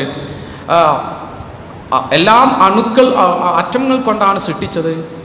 നിമിഷങ്ങളിൽ ഓരോ നിമിഷവും ഈ ആറ്റങ്ങൾ മാറിക്കൊണ്ടിരിക്കുന്നു എന്ന് അവർ പറഞ്ഞു. അള്ളാഹു മാറ്ററുകളിൽ നിരന്തരമായി ഇടപെടുന്നു എന്നുള്ളത് കൊണ്ടാണ് അത്ര ആറ്റങ്ങൾ ഇങ്ങനെ മാറിക്കൊണ്ടിരിക്കുന്നത്. മുഅ്തസിലി എന്ന് പറയുന്ന ഒരു വിഭാഗം, അവർ പറഞ്ഞത് എല്ലാം അണുക്കളെ കൊണ്ട് തന്നെയാണ് സൃഷ്ടിച്ചത്, ആറ്റങ്ങൾ കൊണ്ട് തന്നെയാണ് സൃഷ്ടിച്ചത്. പക്ഷെ അത് മാറിക്കൊണ്ടിരിക്കുന്നില്ല, പകരം അതിൻ്റെ സ്വഭാവമാണ് മാറിക്കൊണ്ടിരിക്കുന്നത്. ഇമാം ഫഖ്റുദ്ദീൻ റാസി അഷ്അരി ധാരയെ അംഗീകരിക്കുകയും, പക്ഷേ ഇത് ഇൽമുൽ കലാം, അറ്റോമിക് തിയറി ഇൽമുൽ കലാമുമായി നിങ്ങൾ അങ്ങനെ കണക്ട് ചെയ്യേണ്ട ആവശ്യമൊന്നുമില്ല എന്ന് ഫഖ്റുദ്ദീൻ റാസി പറഞ്ഞതായി രേഖപ്പെടുത്തപ്പെട്ടിട്ടുണ്ട്. ഇബ്നു തൈമിയ ഈ വാദം തന്നെ ബിദ്അത്താണ് എന്ന് പറഞ്ഞിട്ടുണ്ട്. ഈ അറ്റോമിക് തിയറിയെ കുറിച്ചൊക്കെ ഇങ്ങനെ സംസാരിക്കുന്നത് ഞാൻ പറഞ്ഞു വരുന്നത്, ഇത്രമേൽ ചർച്ച ചെയ്ത ഒരു സാധനം നമ്മുടെ പാഠപുസ്തകങ്ങളിൽ നിന്ന് എങ്ങനെ മിസ്സായിപ്പോയി എന്നുള്ളത് നമ്മൾ അന്വേഷിക്കേണ്ടത്. ഇത്രമേൽ നമ്മൾ ചർച്ച ചെയ്ത അറ്റോമിക് തിയറി, ഞാൻ കൂടുതലൊന്നും ഈ വിഷയത്തെക്കുറിച്ച്, അതോടെ സമയം പോവുകയാണ്. അൽ-ഖസ്രി നമുക്കറിയാം, മാത്തമാറ്റീഷ്യൻ, എല്ലാ ശാസ്ത്രശാഖയിലും വലിയ സ്വാധീനം മധ്യകാലഘട്ടത്തിൽ. അൽ-ഖസ്രിയുടെ പേരാണത്ര അൽഖോരിതമായി മാറിയത്. അദ്ദേഹത്തിൻ്റെ വളരെ പ്രശസ്തമായൊരു പുസ്തകമുണ്ട്, ഇൽമ് അൽ ജബർ അൽ മുഖാബല. ഇൽമു അൽ ജബർ അൽ മുഖാബലയാണ് അൽജിബ്രയായി പിൽക്കാലത്ത് അറിയപ്പെട്ടത് എന്നും ചരിത്രത്തിൽ രേഖപ്പെട്ടിട്ടുണ്ട്. അതുപോലെ ഇബ്നു സിനയെപ്പോലുള്ള ആരോഗ്യരംഗത്ത്, മെഡിക്കൽ രംഗത്തുള്ള പ്രതിഭകൾ. അങ്ങനെ ഈ ശാസ്ത്രം, മധ്യകാലഘട്ടത്തിലെ ശാസ്ത്രം അറബ് കേന്ദ്രീകൃതമായി വളരെ പരിലസിച്ചു. പക്ഷെ 17-ാം നൂറ്റാണ്ടിന് ശേഷം ഇതിന് എന്ത് സംഭവിച്ചു? ഒരു കപ്പൽ വെള്ളത്തിൽ മുങ്ങി, ടൈറ്റാനിക് മുങ്ങിയ പോലെയാണ് അറബ് ശാസ്ത്രം ലോകത്തിൻ്റെ ചരിത്രത്തിൽ നിന്ന് നഷ്ടപ്പെട്ടത്. ഇതിന് ഒരുപാട് തെളിവുകൾ. ഞാൻ ലോ ഓഫ് ഡെഫിനിറ്റ്, കെമിസ്ട്രി പഠിക്കുന്ന ഏതെങ്കിലും കുട്ടികൾ ഇവിടെ ഉണ്ടെങ്കിൽ, കേൾക്കുന്നവരുണ്ടെങ്കിൽ അവർക്ക് law of definite proportion, law of definite Louis ബെർത്തേൾട്ടാണ് law of definite proportion, French chemist. 1800 അദ്ദേഹമാണ് ലോ ഓഫ് ഡെഫിനിറ്റ് പ്രൊപ്പോർഷൻ പഠിപ്പിച്ചത് നമ്മൾ പറയും. എനിക്ക് കിട്ടിയൊരു പുസ്തകത്തിൽ, ഒരു വെസ്റ്റേൺ ഓതർ എഴുതിയൊരു പുസ്തകത്തിൽ അദ്ദേഹം പറയുന്നുണ്ട്, ഈജിപ്തിലെ താജുദ്ദീൻ, അദ്ദേഹത്തിൻ്റെ പേര് എനിക്ക് തോന്നുന്നു, ഇസുദ്ദീൻ അൽ ജിൽദഗി, മംലൂക്ക് സുൽത്താനേറ്റ് കാലഘട്ടത്തിൽ ഇസുദ്ദീൻ അൽ ജിൽദഗി ഓരോ ഒരു സംയുക്തത്തിലെ ആറ്റങ്ങൾ, ആ സംയുക്ത എവിടെയാണെങ്കിലും അതിന് ആറ്റങ്ങളുടെ അനുപാതം സമമായിരിക്കും. അതായത് കാർബൺ ഡൈ ഓക്സൈഡ് അന്തരീക്ഷത്തിൽ നിന്ന് കിട്ടിയാലും, കാർബൺ ഡൈ ഓക്സൈഡ് നിങ്ങൾ എന്തെങ്കിലും കത്തിച്ച് കിട്ടിയാലും, കാൽസ്യം കാർബണേറ്റ് ചൂടാക്കി കാർബൺ ഡൈ ഓക്സൈഡ് കിട്ടിയാലും അതിൽ ആറ്റങ്ങളുടെ അനുപാതം തുല്യമായിരിക്കുമെന്ന് അൽ ജിൽദഗി 400 വർഷങ്ങൾക്ക് മുമ്പ്, ബെർത്തോൾട്ട് പറയുന്നതിൻ്റെ 400 വർഷങ്ങൾക്ക് മുമ്പ് പറഞ്ഞിട്ടുണ്ടെന്ന് വെക്കപ്പെട്ടിട്ടുണ്ട്. പക്ഷേ ഇതിന് ആ 17-ാം നൂറ്റാണ്ടിന് ശേഷം എന്ത് സംഭവിച്ചു? ഒരുപാട് ചർച്ചകളുണ്ട്. ഞാൻ പുതിയൊരു കാര്യം നിങ്ങളുടെ ചർച്ചയിലേക്ക് കൊണ്ടുവരും. മുസ്ലിം ഭരണകാലഘട്ടത്തെ നമ്മൾ ഉമ്മവി അബ്ബാസി കാലഘട്ടം പിന്നെ ഉസ്മാനി കാലഘട്ടം. പ്രധാനമായി നമ്മൾ ഉമവി കാലഘട്ടം, അബ്ബാസി കാലഘട്ടം, ഉസ്മാനി കാലഘട്ടം. ഈ ഉസ്മാനികൾക്കാണ് ആധുനിക കാലഘട്ടത്തിലേക്ക് മുസ്ലിം സമൂഹത്തെ നയിക്കേണ്ട ഉത്തരവാദിത്വം ഉണ്ടായിരുന്നു. മുഹമ്മദ് ഫാത്തിഹ് കോൺസ്റ്റാന്റിനോപ്പിൾ കീഴടക്കിയതിന് ശേഷം 1400 15-ാം നൂറ്റാണ്ടിൽ ആണെന്നാണ് എൻ്റെ ഓർമ്മ, അദ്ദേഹം കോൺസ്റ്റാന്റിനോപ്പിൾ കീഴടക്കിയതിന് ശേഷം ഇസ്താംബൂളിൽ ഒരു യൂണിവേഴ്സിറ്റി സ്ഥാപിച്ചു, സർവകലാശാല സ്ഥാപിച്ചു. ലോകത്തെ ആദ്യത്തെ സർവകലാശാല സ്ഥാപിച്ച ഫാത്തിമ അൽ ഫിഹിരി ഹിജറ 800-കളിൽ. അതിനുശേഷം ഒരു യൂണിവേഴ്സിറ്റി, കൊർദോവയിലൊക്കെ യൂണിവേഴ്സിറ്റിക്ക് ശേഷം ആധുനിക ലോകത്തേക്ക് വരുന്നൊരു യൂണിവേഴ്സിറ്റി സ്ഥാപിച്ച ഇദ്ദേഹമാണ്. പക്ഷേ ഓക്സ്ഫേർഡ് 12-ാം നൂറ്റാണ്ടിൽ നമുക്ക് ഓക്സ്ഫേർഡ് ഉണ്ടായി, കാംബ്രിഡ്ജ് ഉണ്ടായി, യൂണിവേഴ്സിറ്റി ഓഫ് റോം ഉണ്ടായി, ഉപ്സല യൂണിവേഴ്സിറ്റി ഉണ്ടായി. ഇതിന് സമാനമായ ഒരു യൂണിവേഴ്സിറ്റി സ്ഥാപിക്കപ്പെട്ടത് മുഹമ്മദ് ഫാത്തിഹ് ഇസ്താംബുളിലാണ്. പക്ഷേ ഗതികേടെന്ന് പറയട്ടെ, ആ മുഹമ്മദ് ഫാത്തിഹ് സ്ഥാപിച്ച യൂണിവേഴ്സിറ്റിയിൽ ഭൗതികശാസ്ത്ര വകുപ്പ് 1800-ലാണ്, ഏകദേശം 200 വർഷം കഴിഞ്ഞതിന് ശേഷമാണ് അതിൽ ഭൗതികശാസ്ത്ര വകുപ്പ് ആരംഭിക്കുന്നത്. അപ്പോൾ അതിൻ്റെ ഇടയിൽ ന്യൂട്ടൺ വന്നു. എന്തിനേറെ കാവൻഡിഷ് കാംബ്രിഡ്ജ് യൂണിവേഴ്സിറ്റിയിൽ അദ്ദേഹത്തിൻ്റെ ലബോറട്ടറിയിൽ ഗുരുത്വാകർഷണത്തിൻ്റെ സ്ഥിരാങ്കം വരെ കണ്ടുപിടിക്കപ്പെട്ടു. അതിനുശേഷമാണ് മുസ്ലിം ലോകത്ത് ഒരു ഫിസിക്സ് വകുപ്പ്, ആധുനിക രൂപത്തിലുള്ള ഒരു ഫിസിക്സ് വകുപ്പ് രൂപപ്പെടുത്തുന്നത്. ബൈത്തുൽ ഹിക്മ, സുൽത്താൻ മഅ്മൂനിൻ്റെ കാലഘട്ടത്തിലുള്ള അബ്ബാസി കാലഘട്ടം ബൈത്തുൽ ഹിക്മ, ചരിത്ര പ്രസിദ്ധമായ ബൈത്തുൽ ഹിക്മ. ഇതിന് സമാനമായി, അതുപോലെ കൊർദോവയിലെ യൂണിവേഴ്സിറ്റികൾക്കൊക്കെ സമാനമായി ബൈത്തുൽ ഹിക്മയിൽ അക്കാലത്തെ ശാസ്ത്രജ്ഞന്മാർ കൂടിച്ചേർന്ന് ചർച്ച ചെയ്യുന്ന മേഖലയാണ്. ഇതിന് സമാനമായി റോയൽ സൊസൈറ്റി ഓഫ് ലണ്ടൻ 1666 രൂപീകരിച്ചു. 1700 സ്വീഡിഷ് അക്കാഡമി ഓഫ് സയൻസ് രൂപീകരിച്ചു. 1700 തന്നെ അമേരിക്കൻ കെമിക്കൽ സൊസൈറ്റിയും ഫ്രഞ്ച് അക്കാഡമി ഓഫ് സയൻസും രൂപപ്പെട്ടു. പക്ഷേ മുസ്ലിം ലോകത്ത് ഇതിന് സമാനമായൊരു ബൈത്തുൽ ഹിക്മക്ക് സമാനമായത് മറ്റൊന്നും ഉണ്ടായില്ല. പിന്നെ 1925 ആണ് ആദ്യമായി തുർക്കിയിൽ ഒരു സയൻറ്റിഫിക് സൊസൈറ്റി രൂപപ്പെടും, കമാൽ അത്താതുർക്കിൻ്റെ കാലഘട്ടം. അപ്പോൾ ഇങ്ങനെയുള്ളൊരു വീഴ്ച ഉസ്മാനിയ കാലഘട്ടത്തിൽ സംഭവിച്ചോ എന്ന് നമ്മൾ അന്വേഷിക്കേണ്ടിയിരിക്കും. ഞാൻ അവസാനിപ്പിക്കുകയാണ്. ഇനി നമുക്ക് എന്താണ് പരിഹാരം? ഞാനിങ്ങനെ നോക്കുമ്പോൾ ഇസ്രായേലിൻ്റെ ബജറ്റിൽ 4.5% ആണ് അവരുടെ GDP റിസർച്ച് ആൻഡ് ഡെവലപ്മെൻറ്റിന് വേണ്ടി മാറ്റിവെക്കുന്നത്. അവസാന ബജറ്റിൽ നിങ്ങൾ സൗദി അറേബ്യയുടെ ബജറ്റിൽ റിസർച്ച് ആൻഡ് ഡെവലപ്മെൻറ്റ് മാറ്റിവെക്കുന്നത് എത്രയാണ്? 0.3%. ഖത്തർ 0.7, കുവൈറ്റ് 0.1.2, ഈജിപ്റ്റ് 0.25, ഇറാൻ 0.7, എല്ലാം 1%-ന് താഴെയാണ്. പാകിസ്ഥാൻ 0.7, ഇന്ത്യ ഏകദേശം ഇപ്പോൾ 0.1% താഴെ. നമ്മൾ മൻമോഹൻ സിംഗിൻ്റെ ഒക്കെ സമയത്ത് 1-ൻ്റെ എബോവ് വന്നിരുന്നു. ചൈന ഏകദേശം 2%. ഈ GDP-യുടെ 4.5% റിസർച്ച് ആൻഡ് ഡെവലപ്മെൻറ്റ് മാറ്റിവെക്കുന്ന ഇസ്രായേലിനോട് നമ്മൾ ഈ 0.5 മുട്ടാൻ പോയാൽ ഇതൊന്നും ചെയ്യാൻ പറ്റില്ല. അപ്പോൾ ഇനിയുള്ളത് എന്ന് പറയുന്നത് ഒരേ സമയം ഫിനാൻഷ്യൽ സ്റ്റെബിലിറ്റിയും പൊളിറ്റിക്കൽ സ്റ്റെബിലിറ്റിയും തിരിച്ചു വന്നാലേ പഴയ പേർഷ്യയുടെ പാരമ്പര്യം മുസ്ലിം നമ്മുടെ മധ്യകാലത്ത് മുസ്ലിങ്ങൾക്ക് കിട്ടി, ആ മുസ്ലിം പാരമ്പര്യം തിരിച്ചു പിടിക്കാനാവൂ എന്ന് മാത്രം പറഞ്ഞുകൊണ്ട് ഞാൻ സമയം കൂടുതലെടുത്തെങ്കിൽ ക്ഷമിക്കണമെന്നും പറഞ്ഞ് ഞാൻ അവസാനിപ്പിക്കുന്നു. വാഹിദാൻ അൽഹംദുലില്ലാഹി റബ്ബിൽ ആലമീൻ. അസ്സലാമു അലൈക്കും. നമ്മുടെ സെഷനിലെ സയൻസ് ആഫ്റ്റർ 17th സെഞ്ച്വറി എന്നുള്ള ടോപ്പിനെ അധികരിച്ചുകൊണ്ട് മഖ്ദൂമിയ ലാവ കോളേജ് ലെക്ചറായ ആബിദ് അൽ ലുത്ഫി നായിമി സംസാരിക്കുന്നു. സ്നേഹത്തോടെ ക്ഷണിക്കുന്നു. أعوذ بالله من الشيطان الرجيم. بسم الله الرحمن الرحيم. الحمد لله رب العالمين والصلاة والسلام على أشرف المرسلين وعلى آله وصحبه أجمعين. أما بعد. بسم الله الرحمن الرحيم. أمن هو قانت آناء الليل ساجدا وقائما يحذر الآخرة ويرجو رحمة ربه قل هل يستوي الذين يعلمون والذين لا يعلمون إنما يتذكر أولو الألباب صدق الله العلي العظيم. ഏറ്റവും പ്രിയപ്പെട്ട വിദ്യാർത്ഥികൾ, മറ്റു ഫാക്കൽറ്റീസ്, എനിക്ക് മുൻപ് അവതരണം നടത്തിയ രണ്ടുപേർ ഏൻഷ്യൻറ്റ് സിവിലൈസേഷനിൻ്റെ സയൻസിലുള്ള വ്യത്യസ്തമായ കോൺട്രിബ്യൂഷൻസും മിഡീവൽ സിവിലൈസേഷനിലെ കോൺട്രിബ്യൂഷൻസുമാണ് അവതരിപ്പിച്ചിട്ടുള്ളത്.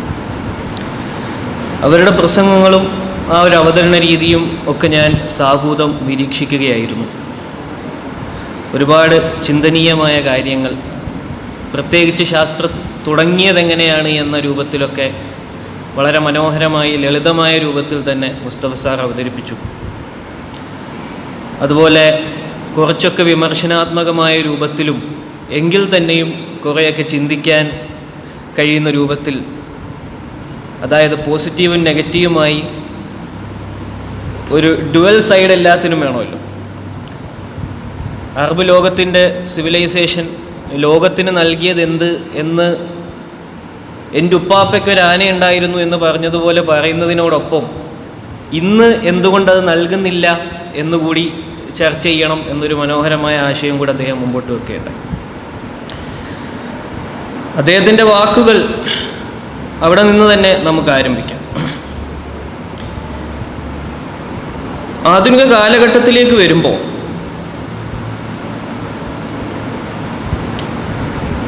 ഞാൻ നിങ്ങളോടൊരു കണക്ക് പറയുകയാണ്. 17-ാം നൂറ്റാണ്ടിൻ്റെ ശേഷം ശാസ്ത്രരംഗത്ത് ഒരുപാട് മാറ്റങ്ങൾ ഉണ്ടായിട്ടുണ്ട്. അതിൽ പ്രധാനമായിട്ടുള്ളൊരു മാറ്റം ആയി പറയപ്പെടുന്നത് സയൻറ്റിഫിക് മെത്തഡോളജിയും ആറ്റോമിക് തിയറിയുടെ നല്ല രൂപത്തിലുള്ള ടെക്നോളജിയിൽ ഉപയോഗിക്കുന്ന ഒരു രീതിയും, പിന്നെ പുതുതായി ഇതുവരെ ഫിസിക്സ് കണ്ടിട്ടില്ലാത്ത കുറേയേറെ ശാഖകളുടെ ആവിർഭാവമൊക്കെ 17-ാം നൂറ്റാണ്ടിന് ശേഷം ഉണ്ടാവുകയുണ്ടായി. അതായത് ഇന്നത്തെ അറബ് ലോകത്തെക്കുറിച്ച് സംസാരിക്കുമ്പോൾ ആഗോളടിസ്ഥാനത്തിൽ 1000 പേർക്ക് 41 പേര് എന്നുള്ളതാണ് ശാസ്ത്രജ്ഞന്മാരുടെ ശരാശരിയെങ്കിൽ അറബ് ലോകത്ത് ശാസ്ത്രജ്ഞന്മാരുടെ ശരാശരി 1009 ആണ്. ലോകത്ത് 46 മുസ്ലിം രാജ്യങ്ങളുള്ളതിൽ ശാസ്ത്രീയ രചനകളുടെ 1% പോലും ഈ 46 മുസ്ലിം രാജ്യങ്ങൾ ചേർന്ന് പുറത്തിറക്കുന്നില്ല എന്നുള്ളതാണ് വാസ്തവം. മറ്റൊന്ന്, 1989 നടന്ന ഒരു പഠനപ്രകാരം 10,481 ശാസ്ത്രീയ പ്രബന്ധങ്ങൾ ഫ്രീക്വൻലി സൈറ്റഡ് എന്നുള്ള ലിസ്റ്റിൽ വന്നപ്പോൾ അതിൽ അറബ് ലോകത്ത് നിന്ന് എല്ലാ അറബ് രാജ്യങ്ങളും ചേർന്ന് ആ ലിസ്റ്റിൽ വന്ന പ്രബന്ധങ്ങളുടെ എണ്ണം 4 എണ്ണമാണ്. 1980-നും 2000-നും ഇടയ്ക്ക് കൊറിയയിൽ മാത്രം 16,328 പുതിയ പേറ്റൻറ്റുകൾ രജിസ്റ്റർ ചെയ്യപ്പെട്ടപ്പോൾ ഈജിപ്റ്റ്, സൗദി, UAE ഉൾപ്പെടുന്ന 9 അറബ് രാജ്യങ്ങൾ ചേർന്ന് രജിസ്റ്റർ ചെയ്തത് 370 പേറ്റൻറ്റുകളാണ്. ഇനി അവസാനമായി 1979 നോബൽ സമ്മാനം ലഭിച്ച സ്റ്റീവൻ വീൻബെർഗ് എന്ന് പറയുന്ന ശാസ്ത്രജ്ഞൻ ഒരിക്കൽ പറയുകയുണ്ടായി, though there are talented scientists of Muslim origin working productively in the West, but for 40 years I have not seen a single paper but by a physicist or an astronomer working in a Muslim country that was worth reading. ഞാൻ ഒരുപാട് പ്രബന്ധങ്ങളൊക്കെ വായിച്ചിട്ടുണ്ട്. മുസ്ലിം ഒറിജിനുള്ള ശാസ്ത്രജ്ഞന്മാർ European ലോകത്ത് വന്നിട്ട് ഒരുപാട് കണ്ടെത്തലുകൾ നടത്തുന്നത് ഞാൻ ശ്രദ്ധിച്ചിട്ടുണ്ട്. പക്ഷേ അറബ് ഒറിജിൻ ആയിട്ടുള്ള ഒരു നല്ല ശാസ്ത്ര പ്രബന്ധം പോലും എനിക്ക് വായിക്കാൻ സാധിച്ചിട്ടില്ല എന്ന് അദ്ദേഹം പറയുന്നുണ്ട്. ഇത് പറഞ്ഞത് ഞാൻ നമ്മുടെ മുജീബ് സാറ് പറഞ്ഞതിൻ്റെ ഒരു ബാക്കി പത്രമായിട്ടാണ് അത് പറഞ്ഞു വെച്ചത്. ഏതായാലും നമുക്ക് നമ്മുടെ വിഷയത്തിൻ്റെ കാതലായ ഭാഗത്തിലേക്ക് മടങ്ങി വരാം. 17-ാം നൂറ്റാണ്ടിന് ശേഷം വളരെ വലിയൊരു വികസനം തന്നെയാണ് ശാസ്ത്രരംഗത്തുണ്ടായത്. അത് ഒരു വിസ്ഫോടനാത്മകമായിട്ടുള്ള വിപ്ലവാത്മകമായിട്ടുള്ള ഒരു വികസനം എന്ന് തന്നെ പറയാം. നാം അറബ് ലോകത്തിൻ്റെ സംഭാവനകൾ അംഗീകരിക്കുന്നതിനോടൊപ്പം തന്നെ ഈ രംഗത്ത് യൂറോപ്യൻ ലോകം ചെയ്തിട്ടുള്ള സംഭാവനകളും അംഗീകരിക്കുക എന്നുള്ളതാണ് യുക്തിപരമായി ആ വിഷയത്തെ സമീപിക്കുമ്പോൾ നമ്മൾ സ്വീകരിക്കേണ്ട രീതി. ഇന്ന് യൂറോപ്യൻ ലോകം ശാസ്ത്രത്തിന് നൽകിക്കൊണ്ടിരിക്കുന്ന സംഭാവനകൾ വിസ്മരിക്കാൻ കഴിയാത്തതാണ്. എത്രത്തോളം എന്ന് പറഞ്ഞാൽ എക്സ്പെരിമെൻ്റലി കാര്യങ്ങളെ അപഗ്രഥിക്കുക എന്നുള്ള ഒരു രീതി ഏറ്റവും മനോഹരമായി നമുക്ക് പ്രയോഗവൽക്കരിച്ച് കാണിച്ചു തന്നത് യൂറോപ്യൻ ലോകം തന്നെയാണ്.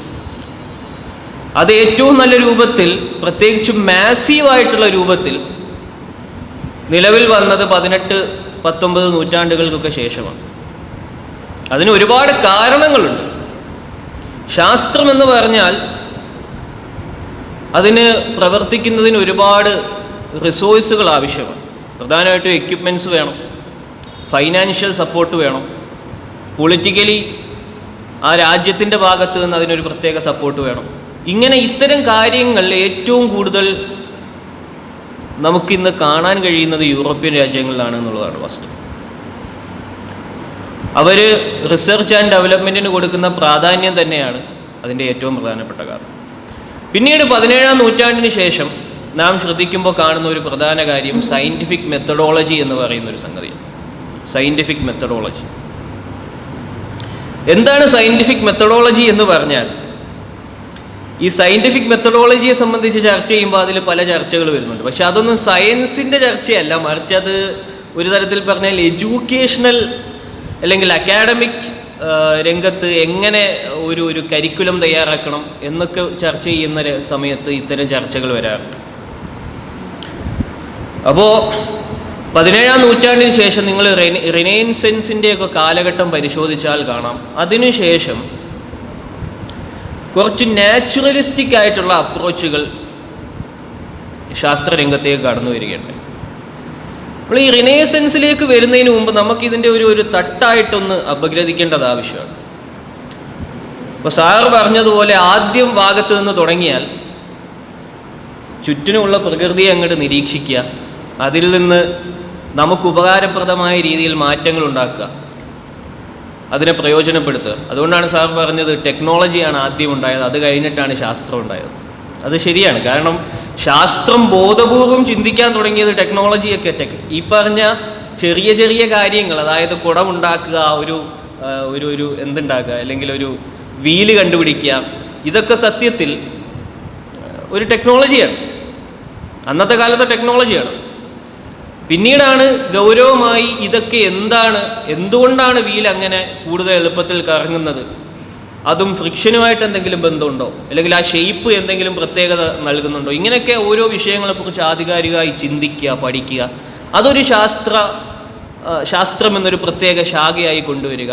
അത് പഠിച്ചതിൽ നിന്ന് കിട്ടുന്ന അറിവുകൾ കൂടുതലായി ടെക്നോളജിയിൽ ഉപയോഗപ്പെടുത്തിക്കൊണ്ട് പുതിയ പുതിയ കണ്ടെത്തലുകൾ ഉണ്ടാക്കുക. ഇങ്ങനെയാണല്ലോ. അപ്പോൾ ഏതായാലും അങ്ങനെ വന്നിട്ട് നമുക്ക് കാണാം, ഏകദേശം അറബ് ലോകത്താണെങ്കിൽ പോലും ശാസ്ത്രം കുറേയൊക്കെ ഫിലോസഫി കേന്ദ്രീകൃതമായിരുന്നു. എന്നാൽ അങ്ങനെ മാത്രമാണ് എന്ന് പറയുന്നത് ശരിയല്ല. നമ്മളൊക്കെ കിതാബ് ഒക്കെ ഓതുന്നവരാണല്ലോ. ഇപ്പോൾ തിർമുദിയൊക്കെ അല്ലെങ്കിൽ മൈബദിയൊക്കെ അല്ലെങ്കിൽ അതൊക്കെ രചിക്കപ്പെടുന്നൊരു കാലഘട്ടം. യസ്ദിൻ്റെയൊക്കെ അടുത്ത് ജീവിച്ചിരുന്ന പണ്ഡിതനാണ് മൈബദി രചിക്കുന്നത്. അപ്പോൾ ഇറാനിലും ഇറാഖിലുമൊക്കെ ആയിട്ട് അക്കാലത്ത് എക്സ്പെരിമെൻറ്റുകൾ നടന്നിട്ടുണ്ട്. മാത്രമല്ല ലോകത്ത് ആദ്യത്തെ സൈക്കിൾ നിർമ്മിക്കപ്പെടുന്നത് യസ്ദ് പട്ടണത്തിലാണെന്ന് പറയപ്പെടുന്നു. സൈക്കിളുകളുടെ നഗരം എന്നാണ് പഴയകാലത്ത് യസ്ദ് അറിയപ്പെട്ടിരുന്നത്. അതുപോലെ വ്യത്യസ്തമായ നമ്മളൊക്കെ ഉപയോഗിക്കുന്ന AC-യുടെ ആദ്യ രൂപങ്ങളൊക്കെ ഇറാനിലെ ചില പട്ടണങ്ങളിൽ കാണാമായിരുന്നു. ഏതായാലും അങ്ങനെ എക്സ്പെരിമെൻറ്റുകൾ കൂടുതലായി ഉപയോഗപ്പെടുത്തുക എന്നുള്ളത്. അപ്പോൾ അങ്ങനെ വരുമ്പോൾ ഈ പ്രധാനമായിട്ടുണ്ടായ ഒരു മാറ്റം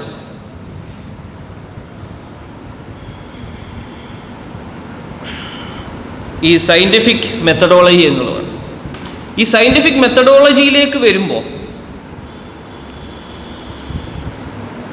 ഒരു വിഷയത്തെ എടുക്കുക, ചുരുക്കി പറഞ്ഞാൽ ഒരു വിഷയം എടുക്കുക, സെലക്ട് ചെയ്യുക, അതിനെക്കുറിച്ച് പരമാവധി റിസോഴ്സുകളൊക്കെ ശേഖരിച്ച് പഠിച്ചിട്ട് അതിൽ നിന്നൊരു വിഷയം പിൻ പോയിൻ്റ് ചെയ്തിട്ട് അതിനെക്കുറിച്ചൊരു ഹൈപ്പോത്തിസിസ് ഉണ്ടാക്കുക. ഹൈപ്പോത്തിസിസ് വ്യത്യസ്തമായ എക്സ്പെരിമെൻറ്റുകളിലൂടെ ടെസ്റ്റ് ചെയ്യുക. എന്നിട്ട് പിന്നെയും അത് എന്ത് ചെയ്തുകൊണ്ടിരിക്കുക, റീപ്രൊഡ്യൂസ് ചെയ്ത് വീണ്ടും ടെസ്റ്റ് ചെയ്തുകൊണ്ടിരിക്കുക എന്ന് പറയുന്ന ആ ഒരു സംഗതി വളരെ മനോഹരമായി നടപ്പിലാക്കിയത് കൊണ്ട് തന്നെയാണ് അവർ ഈ ഒരു വിജയം കൈവരിച്ചത് എന്നൊരു സംശയമില്ല. എന്നാൽ അതിനോടൊപ്പം ശാസ്ത്രരംഗത്ത് ചില മാറ്റങ്ങൾ 17-ാം നൂറ്റാണ്ടിൽ വന്നതായി കാണാം.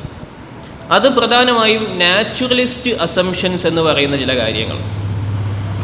അത് റിസർച്ച് മെത്തഡോളജിയിൽ നമ്മൾ അസ്യൂം ചെയ്യുന്ന ചില കാര്യങ്ങൾ. റിസർച്ച് മെത്തഡോളജി എന്ന് പറഞ്ഞാൽ എങ്ങനെ ആണ് റിസർച്ച് കണ്ടക്ട് ചെയ്യുക എന്ന് പറയുമ്പോൾ അതിൽ നമ്മൾ നാച്ചുറലിസ്റ്റ് അസംഷൻസ് എന്ന് പറഞ്ഞ ചില കാര്യങ്ങൾ അസ്യൂം ചെയ്യുന്നുണ്ട്. അതിൽ ചിലതാണ്, ഒന്ന്, there is an objective reality shared by all rational observers. ഒരു ഒബ്ജക്റ്റീവായിട്ടുള്ള യാഥാർത്ഥ്യം പ്രപഞ്ചത്തിനുണ്ട്, അല്ലാതെ ഇതൊന്നും മിഥ്യയല്ല. ഇതാണ് നമ്പർ 1. എന്ത്? നാച്ചുറലിസത്തിൻ്റെ ഒന്നാമത്തെ അസംഷൻ ഈ പ്രപഞ്ചം മിഥ്യയല്ല എന്നുള്ളതാണ്. ഇതൊക്കെ യാഥാർത്ഥ്യമാണ് എന്നുള്ളതാണ് നാച്ചുറലിസത്തിൻ്റെ ഒന്നാമത്തെ അസംഷൻ. പിന്നെ പറഞ്ഞു, പ്രപഞ്ചം ചില നിയമങ്ങൾ കൊണ്ടാണ് വർക്ക് ചെയ്യുന്നത്. ഒബ്സർവേഷനും എക്സ്പെരിമെൻറ്റുകളും കൊണ്ട് നമുക്ക് യാഥാർത്ഥ്യം കണ്ടെത്താൻ സാധിക്കും.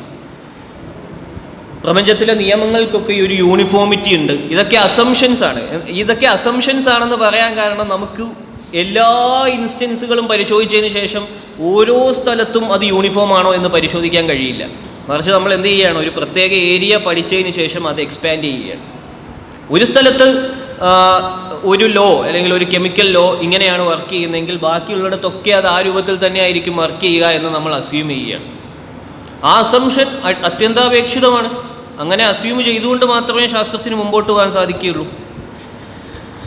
മാത്രമല്ല, നമ്മൾ കെമിസ്ട്രിയിൽ അല്ലെങ്കിൽ ഫിസിക്സിലൊരു എക്സ്പെരിമെൻ്റ് നടത്തുമ്പം റാൻഡം സാമ്പിളിങ്, അതായത് ഒരു പ്രത്യേക കൃത്യമായിട്ട് നമ്മൾ കുറേ വേരിയബിൾസൊക്കെ കൺട്രോൾ ചെയ്തതിന് ശേഷമാണ് എക്സ്പെരിമെൻറ്റുകൾ നടത്തുന്നത്. അപ്പോൾ അങ്ങനെ നമ്മൾ നടത്തുന്ന എക്സ്പെരിമെൻറ്റുകൾ എല്ലാ സ്ഥലത്തും അതുപോലെ തന്നെ വർക്ക് ചെയ്യും എന്നതും നാച്ചുറലിസത്തിൻ്റെ മറ്റൊരു അസംഷനാണ്. അതിൽ ഈ നാച്ചുറലിസത്തിൻ്റെ ഇത്തരം അസംഷനുകൾ ശാസ്ത്രീയ മേഖലയിലേക്ക് വന്നത് കാരണമായിട്ടാണ് ഈ ഫിലോസഫിക്കൽ നാച്ചുറലിസത്തിൻ്റെ കുറേ കാര്യങ്ങളും കൂടെ പതുക്കെ എന്തിലേക്ക് വരാൻ തുടങ്ങി, ശാസ്ത്രത്തിലേക്ക് വരാൻ തുടങ്ങി. അങ്ങനെയാണ് ഈ നാച്ചുറലിസത്തിൻ്റെ ഭാഗമായി നമുക്കറിയാം റിനേസൻസിന് ശേഷമൊക്കെ ഉണ്ടായിരുന്ന കുറേ ഫിലോസഫി ബേസ്ഡ് ആയിട്ട് ചിന്തിച്ചിരുന്ന കുറേ ചിന്തകന്മാരൊക്കെ ശാസ്ത്രത്തെ ഒരു പരിധിവരെ അവരുടെ എത്തീസ്റ്റ് ബിലീഫുകൾക്ക് ഒരു പിന്താങ്ങായി ഉപയോഗപ്പെടുത്തിയതായി കാണാം. പിന്നീട് എന്തൊക്കെയാണ് ആധുനിക കാലഘട്ടത്തിലേക്ക് എത്തിച്ച അല്ലെങ്കിൽ ആധുനിക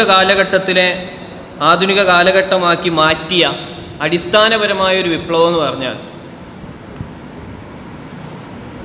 ഫിസിക്സിൻ്റെ ദി ഗ്രേറ്റ് എക്സ്പ്ലെയിനർ എന്നറിയപ്പെട്ടിരുന്ന പ്രസിദ്ധ ശാസ്ത്രജ്ഞനായിരുന്നു റിച്ചർഡ് ഫെയ്ൻമാൻ. അദ്ദേഹത്തിൻ്റെ 3 വാള്യമുള്ള ലെക്ചർ സീരീസുകൾ വളരെ പ്രസിദ്ധമാണ്. 3 വാള്യങ്ങളായി അദ്ദേഹത്തിൻ്റെ പുസ്തകം ലഭ്യമാണ്. അപ്പോൾ അതിൽ അദ്ദേഹം ഒരു സ്ഥലത്ത് പറയുന്നുണ്ട്, ഈ പ്രപഞ്ചം പൂർണ്ണമായിട്ടും ഇവിടുള്ള എല്ലാ വിജ്ഞാനങ്ങളും നശിച്ചു പോവുകയാണെന്ന് സങ്കല്പിക്കുക. ഈ പ്രപഞ്ചത്തിലെ എല്ലാ വിജ്ഞാനങ്ങളും നശിച്ചു പോവുകയാണ്, ഒരു വിജ്ഞാനവും ബാക്കിയാവുന്നില്ല. പക്ഷേ നിങ്ങൾക്കൊരു ചാൻസ് കിട്ടി, ഏതെങ്കിലും ഒരു വിജ്ഞാനം മാത്രം, ഒരൊറ്റ അറിവ് മാത്രം ഈ പ്രപഞ്ചത്തിൽ ശേഷിപ്പിച്ചിട്ട് പോകാൻ നിങ്ങൾക്ക് എന്ത് കിട്ടി? അവസരം കിട്ടി. ആ അറിവ് കൊണ്ട് മറ്ററിവുകളൊക്കെ രൂപപ്പെടുത്തിയെടുക്കാൻ സാധിക്കണം. അങ്ങനെ ഒന്ന് ശേഷിപ്പിച്ചിട്ട് പോകാൻ അവസരം കിട്ടിയാൽ എന്തായിരിക്കും ശേഷിപ്പിക്കുക എന്ന് റിച്ചർഡ് ഫെയ്ൻമാൻ ഉത്തരം പറയുകയാണ്.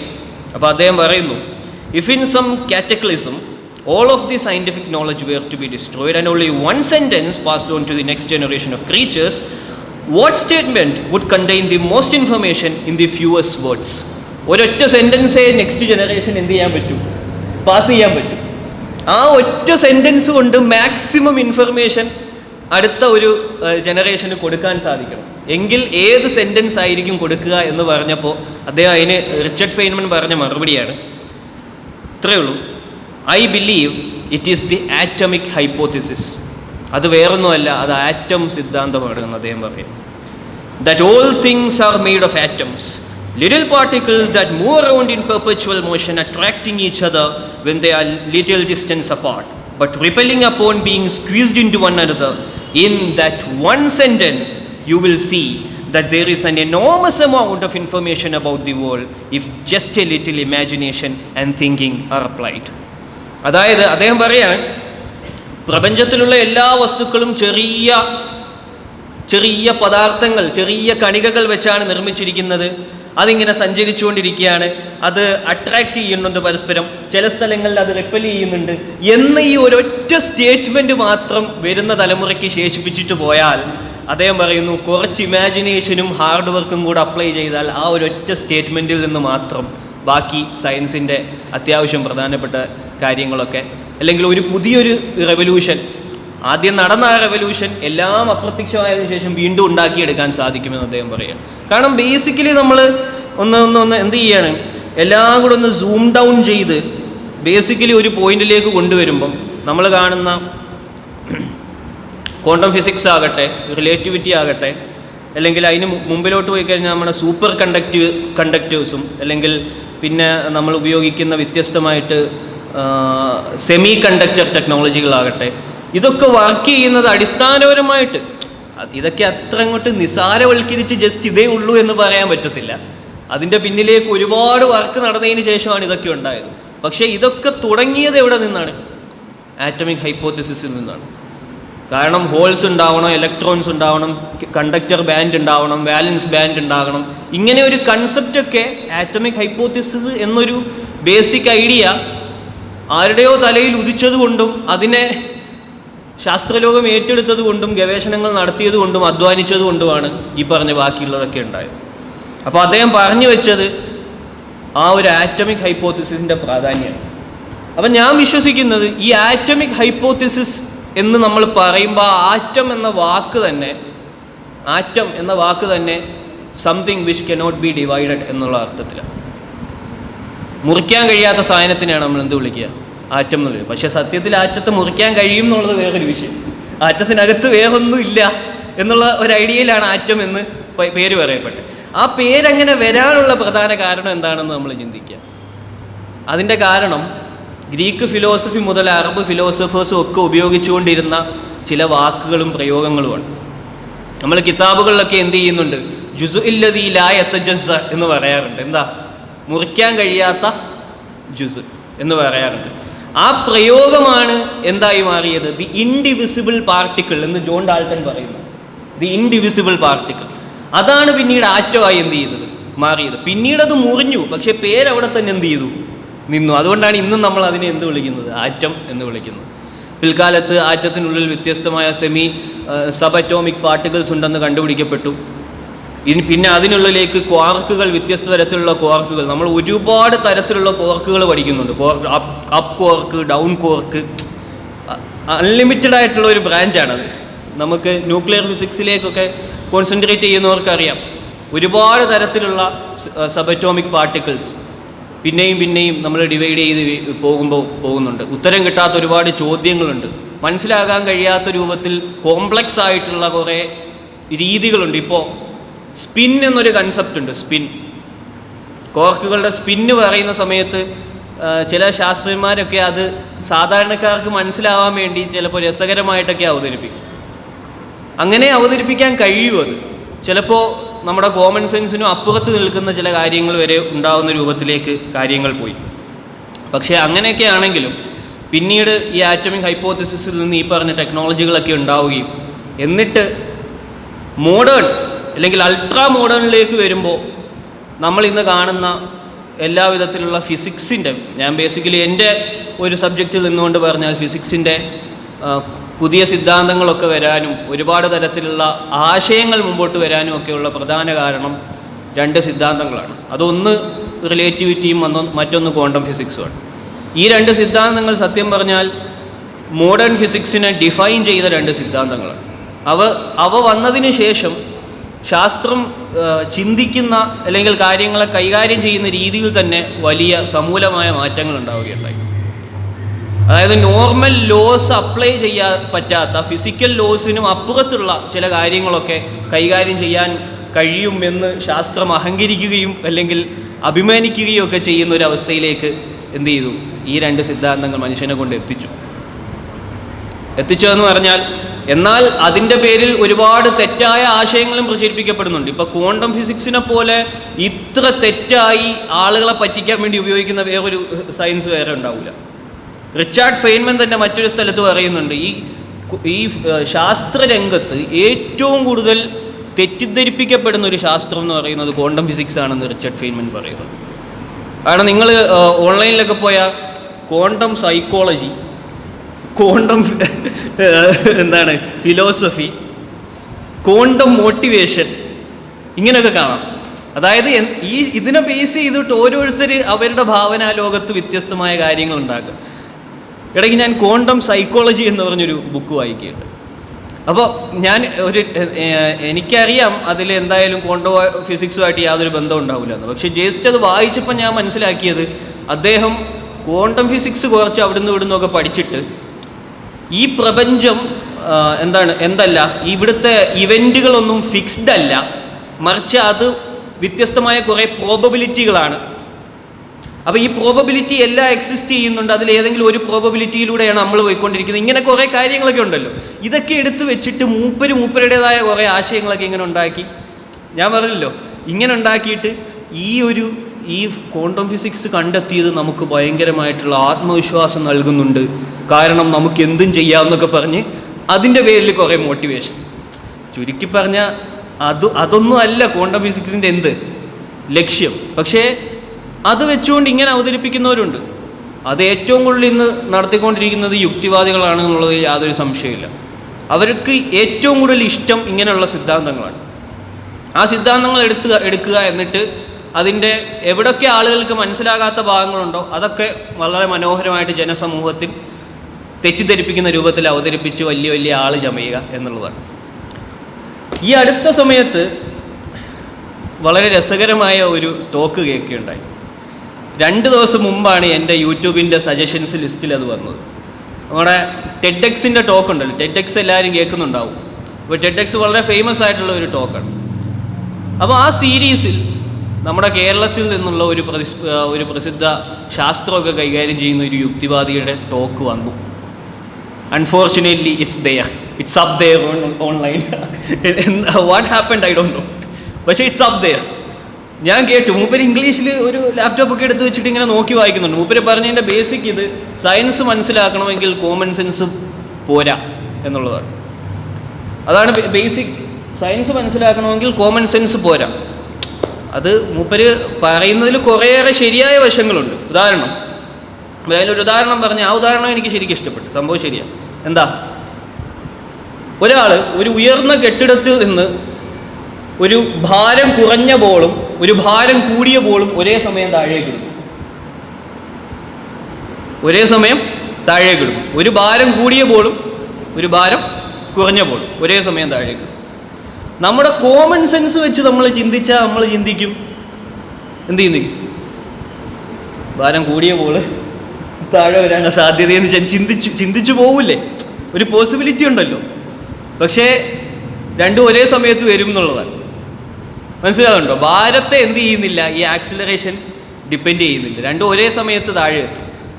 അത് അപ്പോൾ ചിലപ്പോൾ ആദ്യ കാലഘട്ടങ്ങളിലൊക്കെ ഇത് താരതമ്യം ചെയ്തിരുന്നത് ഒരു തൂവലും പകരം ഒരു ബോളും ഇട്ടിട്ടാണ്. പക്ഷേ ഈ തൂവൽ പതുക്കെ എത്തും. കാരണം എന്താ? അതിൽ കാറ്റുമായിട്ട് അതിന് ഫ്രിക്ഷൻ കൂടുതലായതുകൊണ്ട് അത് പതുക്കെ പറന്നേ എത്തും. അപ്പം ഈ തൂവലിനും ഇത് തന്നെയാണെന്ന് തെളിയിക്കാൻ വേണ്ടി ഇവരൊരു വാക്വത്തിൻ്റെ കണ്ടെയ്നറിനുള്ളിൽ, അതായത് പൂർണ്ണമായും എയർ ഒഴിവാക്കിയതിന് ശേഷം, ഒരു തൂവലാണെങ്കിലും വലിയ വെയിറ്റുള്ള മറ്റൊരു ബോളാണെങ്കിലും ഒരേ സമയത്താണ് താഴെ വീഴുക എന്ന് തെളിയിക്കുകയുണ്ടായി പിൽക്കാലത്ത്. അപ്പോൾ കോമൺ സെൻസിന് വിരുദ്ധമാണ് എന്ന് പറയാണ്. അങ്ങനെ ചില കാര്യങ്ങൾ, ഇപ്പോൾ ക്വാണ്ടം ഫിസിക്സിലെ ചില സംഗതികൾ, ഇതൊക്കെ ഞാൻ എൻ്റെ പ്രൊഫസറായ ഡോക്ടർ ഇസാഖ് അഹമ്മദ്, എൻ്റെ യൂണിവേഴ്സിറ്റിയിൽ പ്രൊഫസറായിരുന്ന ഇസാഖ് അഹമ്മദിനോട് ഞാൻ ഒരിക്കൽ ചോദിക്കുകയുണ്ടായി ഈ വിഷയം.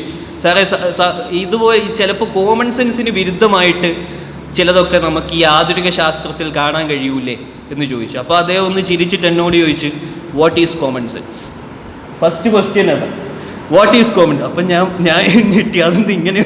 അപ്പം ഞാൻ കോമൺ സെൻസ് എന്ന് പറഞ്ഞാൽ അത് പൊതു അനുഭവങ്ങളിൽ നിന്ന് നമുക്ക് കിട്ടുന്ന വിജ്ഞാനം. അപ്പോൾ മൂപ്പര് അത് വിശദീകരിച്ചിട്ട് പറഞ്ഞു, common sense is nothing but knowledge gain through day to day experiences. Day to day എക്സ്പീരിയൻസിൽ നിന്ന് നമ്മൾ കിട്ടുന്നതാണ് എന്ത്? Common sense. അപ്പോൾ എന്നിട്ട് മൂപ്പര് അടുത്തപാടെ എന്നോട് നെക്സ്റ്റ് ക്വസ്റ്റ്യൻ എന്താണെന്ന് ചോദിച്ചാൽ, have you seen an electron? താങ്കളൊരു ഇലക്ട്രോൺ കണ്ടിട്ടുണ്ടോ? താങ്കളൊരു ന്യൂട്രിനോ കണ്ടിട്ടുണ്ടോ? അല്ലെങ്കിൽ ഈ ആറ്റത്തിനകത്തുള്ള സബറ്റോമിക് ആയിട്ടുള്ള എന്തെങ്കിലും കണ്ടിട്ടുണ്ടോ? ഞാൻ പറഞ്ഞില്ല, കണ്ടിട്ടില്ല. അതുകൊണ്ട് തന്നെ താങ്കൾക്ക് അതിനെക്കുറിച്ച് സെൻസ് ഇല്ല. എന്ത്? താങ്കൾ അതിനെ കണ്ടിട്ടില്ലാത്തത് കൊണ്ടാണ് അതിനെക്കുറിച്ച് എന്തില്ലാത്തത്? Common sense. കോമൺ സെൻസ് എന്ന് പറഞ്ഞാൽ എന്താ? കോമൺ ആയി കാണുന്ന കാര്യങ്ങളെക്കുറിച്ചേ കോമൺ സെൻസ് ഉണ്ടാവും. അപ്പോൾ സബറ്റോമിക് ആയിട്ടുള്ള പാർട്ടിക്കിൾസ് നമ്മൾ നിരീക്ഷിക്കാത്തത് കൊണ്ട് അതിനെക്കുറിച്ച് നമുക്ക് കോമൺ സെൻസ് ഇല്ല. It's a fact, we have to live with it. പറഞ്ഞിട്ട് കാര്യമില്ല. അങ്ങനെയാണ് കുറേ കാര്യങ്ങൾ നമുക്ക് എന്ത് ചെയ്യേണ്ടി വരും. ഇപ്പോൾ സാറ് പറഞ്ഞു, സാർ ന്യൂക്ലിയർ ഫിസിക്സ് കൈകാര്യം ചെയ്യുന്ന അധ്യാപകനാണ്. എത്രയോ കാര്യങ്ങൾ ഇനിയും അതിൽ കണ്ടെത്താനുണ്ട്. സാർ ന്യൂക്ലിയസിൻ്റെ ഘടനയും മറ്റുമൊക്കെയാണ് പഠിച്ചുകൊണ്ടിരിക്കുന്നതെന്ന് പറഞ്ഞു. അപ്പോൾ എത്രയോ വിശദമായ കാര്യങ്ങൾ. ഞാൻ ചുരുക്കിയാണ്, കൂടുതൽ പറഞ്ഞ് സമയം. പിന്നെ ശാസ്ത്രം ഒരുപാട് നമ്മൾക്ക് വേറെ ചില പ്രയോജനങ്ങളൊക്കെ നൽകും. ശാസ്ത്രബോധം എന്നൊരു സംഗതി ഈ യുക്തിവാദികൾ പറയാറുണ്ട്. അത് ഒരു പരിധി വരെയൊക്കെ നമുക്കും ആകാം, പ്രശ്നമൊന്നുമില്ല. ശാസ്ത്രബോധം നമുക്കും ആകാം, കുഴപ്പമൊന്നുമില്ല. ഉദാഹരണത്തിന് നമ്മുടെ ഗവൺമെൻറ് നമുക്ക് ഈയിടെ നല്ലൊരു പണി തന്നിരിക്കുകയാണ്. എന്ത്? ഇനി മുതൽ കേരളത്തിൽ അല്ല ഇന്ത്യയിൽ കിട്ടുന്ന പെട്രോളിലൊക്കെ 20% എഥനോളും കൂടെ കലർത്തും. നിങ്ങൾ ആ ന്യൂസ് കേട്ടിരുന്നു. ഇനി വരുന്ന പെട്രോളിലൊക്കെ 20% എഥനോളും കൂടെ കാണും. പുതിയ ന്യൂസാണ്. അപ്പോൾ അത് നമ്മളത് പഠിക്കണം. എന്തുകൊണ്ടാണ് എഥനോൾ ചേർത്ത എന്താ പ്രശ്നമുണ്ട്. ഇനി മുതൽ നമുക്ക് അങ്ങനത്തെ പെട്രോളാണ് കിട്ടാൻ പോകുന്നത്. ഒന്ന്, എഥനോൾ ഒരു ഹൈഗ്രോസ്കോപ്പിക് ആയിട്ടുള്ള പാർട്ടിക്കിൾ. എഥനോൾ ഹൈഗ്രോസ്കോപ്പിക് എന്ന് പറഞ്ഞാൽ വാട്ടർ കണ്ടന്റ് ആഗിരണം ചെയ്യും. മനസ്സിലാവും? അപ്പോൾ എന്ത് സംഭവിക്കുന്നത് വെച്ചാൽ, എഥനോളും പെട്രോളും കൂടെ മിക്സ് ചെയ്താൽ കുറച്ച് ടൈം കഴിഞ്ഞാൽ ഉടനെ അങ്ങോട്ട് വാട്ടറൊക്കെ കയറി ഫുള്ള് കുളമാവുന്നല്ല. അതായത് എഥനോൾ ഉള്ള പെട്രോൾ ഒഴിച്ചാൽ അപ്പോഴേ വണ്ടി കേടാവുന്നൊന്നും ഈ പറഞ്ഞതിന് അർത്ഥമില്ല. പക്ഷേ കമ്പാരിറ്റീവ്ലി കൂടുതൽ വാട്ടർ കണ്ടൻറ്റ് വരാൻ സാധ്യത കൂടുതലാണ്. അപ്പോൾ സ്വാഭാവികമായിട്ടും കുറേ നാൾ പെട്രോൾ അങ്ങനെ വെച്ചിരുന്നാൽ താഴെ വാട്ടർ കണ്ടൻറ്റ് അടിയുകയും അത് കാർബറേറ്ററിലൊക്കെ കയറി പ്രശ്നം ഉണ്ടാകാനും സാധ്യത. മറ്റൊന്ന്, കൊറോഷൻ കൂടുതലാണ് എഥനോൾ ഉപയോഗിച്ച. കൊറോഷൻ എന്താ അതിന് മലയാളം എന്താ? തുരുമ്പിക്കൽ കൂടുതലാണ്. അതുപോലെ ലൂബ്രിക്കേഷൻ പവർ കുറവാണ്. ലൂബ്രിക്കേറ്റ് ചെയ്യാൻ പെട്രോളിന് കുറച്ചൊക്കെ ലൂബ്രിക്കേറ്റിംഗ് പവറുണ്ട്, എഥനോളിന് അതിനെ അപേക്ഷിച്ച് കുറവാണ്. എനർജി 34% കുറവാണ്. അപ്പോൾ 50% ഓടിച്ചുകൊണ്ടിരുന്ന ഒരു വണ്ടിയാണെങ്കിൽ 37% എനർജി കുറവാന്ന് പറഞ്ഞാൽ അത്രയും അങ്ങനെ മൈലേജ് കുറയുമെന്നല്ല അതിനർത്ഥം. 50% മൈലേജ് കിട്ടിക്കൊണ്ടിരുന്ന വണ്ടിയിൽ മേ ബി 1 കിലോമീറ്റർ 1.5 കിലോമീറ്റർ ഒരു വ്യത്യാസം കാണും. അപ്പോൾ നമ്മൾ ഡേ ടു ഡേ യൂസിൽ 1.5 കിലോമീറ്റർ ഡിഫറൻസ് നമുക്കൊരു വലിയ വിഷയമായിട്ടൊന്നും തോന്നൂല. അത് നമുക്ക് തോന്നൂല എന്നറിയാവുന്നതാണ് സർക്കാരിൻ്റെ ഏറ്റവും വലിയ കോൺഫിഡൻസ്. ഇങ്ങനെ എത്രയോ വിഷയങ്ങൾ. അപ്പോൾ ഡേ ടു ഡേ ലൈഫിൽ പോലും ശാസ്ത്രീയമായിട്ടുള്ള വിജ്ഞാനം ജനങ്ങളിൽ ഉണ്ടായിരിക്കേണ്ടത് ഒരുപക്ഷെ ഭരണകൂടത്തിൻ്റെ ചൂഷണത്തിൽ നിന്നൊക്കെ രക്ഷപ്പെടാൻ വരെയും ആവശ്യമായി വന്നിരിക്കുകയാണ്. ഞാൻ നിർത്തുകയാണ്. ഇതൊക്കെ പറയുമ്പോഴും സാറിന് ഇപ്പോൾ സാർ ഈ വിഷയങ്ങളൊക്കെ പറഞ്ഞു. ചില അറബ് ലോകത്തിൻ്റെ ഇപ്പോഴത്തെ കാര്യങ്ങളും കൂടെ ചർച്ച ചെയ്യണമെന്ന് പറഞ്ഞു. അൽഹംദുലില്ലാ, ഈ അടുത്ത കണ്ട ഒരു വലിയ മുന്നേറ്റമാണ്. ആദ്യമായിട്ട് ഒരു അറബ് ലോകത്ത് നിന്ന് ചൊവ്വയിലേക്കൊരു ദൗത്യം. സാർ അറിഞ്ഞിരുന്നു? UAE ദൗത്യം മിസ്ബാഹുൽ അമൽ എന്ന് പേരുള്ള ചൊവ്വയിലേക്കുള്ള ഒരു ദൗത്യം പോവുകയുണ്ടായി. അത് കൃത്യമായി ഓർബിറ്റിലെത്തുകയും ഇപ്പോൾ അതിൻ്റെ പ്രവർത്തനം നടന്നുകൊണ്ടിരിക്കുകയും ചെയ്യുന്നുണ്ട്. അന്താരാഷ്ട്ര കമ്മ്യൂണിറ്റിയിലേക്ക് ഫ്രീ ആയിട്ട് മിസ്ബാഹുൽ അമൽ എന്ന് പറയുന്ന ആ ഒരു പേടകത്തിൻ്റെ ഡേറ്റ ഇപ്പോൾ കൈമാറിക്കൊണ്ടിരിക്കുകയാണ്. വളരെ അഭിമാനത്തോടു കൂടിയാണ് UAE അത് ലോക രാജ്യങ്ങളോട് പങ്കുവെച്ചത്. ഇതൊക്കെ എല്ലാവരും ചെയ്ത കാര്യമാണെന്നുള്ള വേറൊരു വിഷയം. പക്ഷെ ഇപ്പോഴെങ്കിലും നമ്മളിത് തുടങ്ങുന്നുണ്ടല്ലോ. അപ്പം ഞാൻ പറഞ്ഞു വന്നത് അങ്ങനെയൊക്കെ കുറേ മാറ്റങ്ങൾ വന്നിട്ട് വേണം ഇതിലൊക്കെ ചെയ്യാൻ. ഈ കിടന്ന് കുറേ അതും ഇതും പറയുന്നതിനെക്കാട്ടിലും ക്വാണ്ടിറ്റേറ്റീവായി എന്തെങ്കിലും ചെയ്യണം. ക്വാളിറ്റേറ്റീവായി ഇങ്ങനെ സംസാരിച്ചു പോകാൻ എല്ലാവർക്കും പറ്റും. ക്വാണ്ടിറ്റേറ്റീവ്ലി എന്തെങ്കിലും ചെയ്യാൻ ശ്രമിക്കാത്തിടത്തോളം കാലം ബുദ്ധിമുട്ടാണ്. സാർ പറഞ്ഞ പോലെ GDP-യുടെ നല്ലൊരു ശതമാനം റിസർച്ച് ആൻഡ് ഡെവലപ്മെൻറ്റിന് വേണ്ടി നീക്കി വെക്കും. അത് തന്നെ വലിയൊരു മാറ്റം ഉണ്ടാവും. എല്ലാം ഈ എണ്ണപ്പണം കൊണ്ട് ഇഷ്ടം പോലെ കാര്യങ്ങൾ അങ്ങോട്ട് ചെയ്യുക, പക്ഷേ വേണ്ട രംഗത്ത് കുറേ ചിലവഴിക്കാത്തതിൻ്റെ പ്രശ്നങ്ങളൊക്കെ മാറുമെന്നാണ് ഇൻഷാ അല്ലാഹ് നമുക്ക് ഒരു ശുഭപ്രതീക്ഷ ഇതൊക്കെ കാണുമ്പോൾ തോന്നുന്നത്. എന്തെങ്കിലുമൊക്കെ മാറ്റം ഉണ്ടാകട്ടെ എന്ന് ദുആ ഇരക്കാനേ ഈ ഇത്തരുണത്തിൽ സാധിക്കുകയുള്ളൂ. ഞാൻ അവസാനിപ്പിക്കുന്നു. ഇന്ത്യയിൽ നമ്മളൊക്കെ രാഷ്ട്രഗാനമായി ആലപിക്കുന്ന സാരേ ജഹാംസെ അച്ച ഹിന്ദു സിത്താ ഹമാര, ഇതെഴുതിയൊരു മഹാകവിയാണ് അല്ലാമ മുഹമ്മദ് ഇഖ്ബാൽ. അദ്ദേഹം ഈ ഗാനമൊക്കെ എഴുതിയതിന് ശേഷം ഈ ഗാനത്തെ തരാനെ ഹിന്ദി എന്നാണ് അറിയപ്പെടുക. തരാനെ ഹിന്ദി. ഈ ഗാനത്തിന് ശേഷം കുറേ കാലങ്ങൾക്ക് ശേഷം അദ്ദേഹം സ്പെയിൻ സന്ദർശിക്കുകയുണ്ടായി. അപ്പോൾ സ്പെയിനിൽ ചെന്നപ്പോൾ അവിടുത്തെ കൊർഡോവ യൂണിവേഴ്സിറ്റിയും പഴയ അറബ് ലോകത്തുണ്ടായിരുന്ന വലിയ വലിയ യൂണിവേഴ്സിറ്റികളും അവിടെയുള്ള ഗ്രന്ഥാലയവും അവിടെയുള്ള വലിയ വലിയ സൗകര്യങ്ങളും ആ യൂണിവേഴ്സിറ്റിയുടെ വലിപ്പവും അവിടെ വ്യത്യസ്തമായ സൗകര്യങ്ങളൊക്കെ കണ്ടതിന് ശേഷം അദ്ദേഹത്തിൻ്റെ കണ്ണുകൾ നിറഞ്ഞു. എന്തുകൊണ്ടാണ് മുസ്ലിം സമൂഹം ഇത്രയും പിന്നിൽ പോയത്? പിന്നീട് അങ്ങനെ കണ്ണുകൾ നിറഞ്ഞുകൊണ്ട് സ്പെയിനിൽ ആ കൊർഡോവ യൂണിവേഴ്സിറ്റിയുടെ വാതിൽക്കൽ നിന്നുകൊണ്ട് അദ്ദേഹം എഴുതിയ മറ്റൊരു കാവ്യവും, ആ കാവ്യത്തിൻ്റെ പേരാണ് തരാനെ മില്ലി. തരാനെ മില്ലി. തരാനെ ഹിന്ദിക്ക് ശേഷം അതേ ട്യൂണിൽ അതേ എഴുതിയ മറ്റൊരു കാവ്യമാണ് തരാനെ മില്ലി. ആ കാവ്യത്തിൽ അദ്ദേഹം പറയുന്ന 2 വാക്കുകളുണ്ട്. കരഞ്ഞുകൊണ്ടാണ്, കണ്ണുനീരണിഞ്ഞുകൊണ്ടാണ് അദ്ദേഹം അത് ആലപിച്ചതെന്ന് അത് പിൽക്കാലത്ത് രേഖപ്പെടുത്തപ്പെട്ടിട്ടുണ്ട്. ഏ ഗുൽസിത്താനെ അന്തുലൂസ് വോ ദിൻ ഹെ യാദ് തുജ്കോ, ഏ ഗുൽസിത്താനെ അന്തുലൂസ് വോ ദിൻ ഹെ യാദ് തുജ്കോ, ए मोजद जिल तू भी पहचानती है हमको, अब तक है तेरे दरिया अफसाना खा हमारा, था तेरी ढालियों पर जब आशिया हमारा എന്ന് പറഞ്ഞ് മനോഹരമായ ഒരു കാവ്യം അദ്ദേഹം ആലപിക്കുക. അതിൻ്റെ അർത്ഥം പോകുന്നത്, അന്തലുസിൻ്റെ മനോഹരമായിട്ടുള്ള പൂങ്കാവനമേ, നീ ഓർക്കുന്നുണ്ടോ ആ ദിനങ്ങൾ? നിന്റെ ശിഖരങ്ങളിൽ ഞങ്ങളാകുന്ന പറവകൾ കൂടുകൂട്ടിയിരുന്ന ആ ദിനങ്ങൾ. ടൈഗ്രിസിൻ്റെ തിരമാലകളെ, നീ ഓർക്കുന്നുണ്ടോ ആ ദിനങ്ങൾ? നീ ഞങ്ങളെ തിരിച്ചറിയുന്നുണ്ടോ? നീ ഒഴുകിക്കൊണ്ടു പോകുന്ന ആ ഗ്രാമങ്ങളിൽ വ്യത്യസ്തമായ ചെടികളും മറ്റുമൊക്കെ ഞങ്ങളുടെ കഥ ഇപ്പോഴും പറയുന്നുണ്ട് എന്ന് സ്പെയിനിൻ്റെ ചരിത്രത്തെ അയവിറത്തുകൊണ്ട് മഹാനായ കവി അല്ലാമ മുഹമ്മദ് ഇഖ്ബാൽ പറയുകയുണ്ടായി. അതാണ് ഇപ്പോഴും പറയാനുള്ളത്. നമ്മൾ ആ പഴയ കാലങ്ങൾ അയവിറക്കുന്നതിനോടൊപ്പം പുതിയതെന്തെങ്കിലുമൊക്കെ മാറ്റം വരാനും കൂടെ ശ്രമിക്കാത്തിടത്തോളം കാലം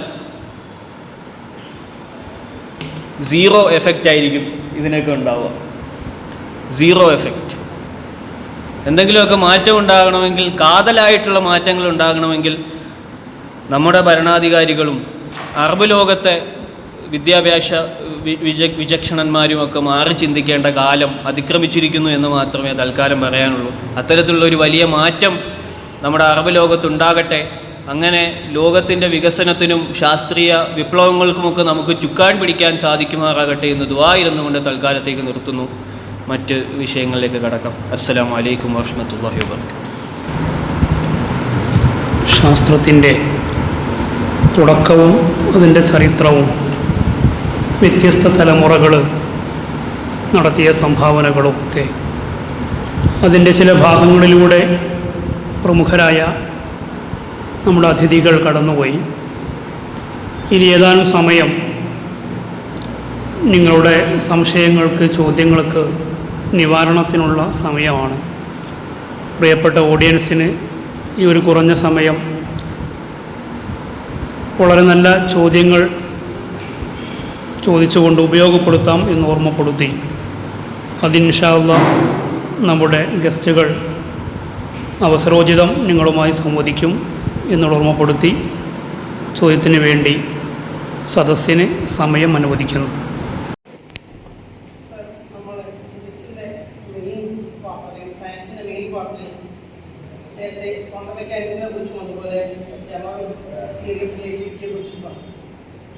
ഇതൊക്കെ നമ്മൾ ബേസിക്കായി അനലൈസിങ് ടൂളായി ഉപയോഗിച്ചുകൊണ്ടിരിക്കുന്നത് സ്റ്റാറ്റിസ്റ്റിക്സ് ആണ്.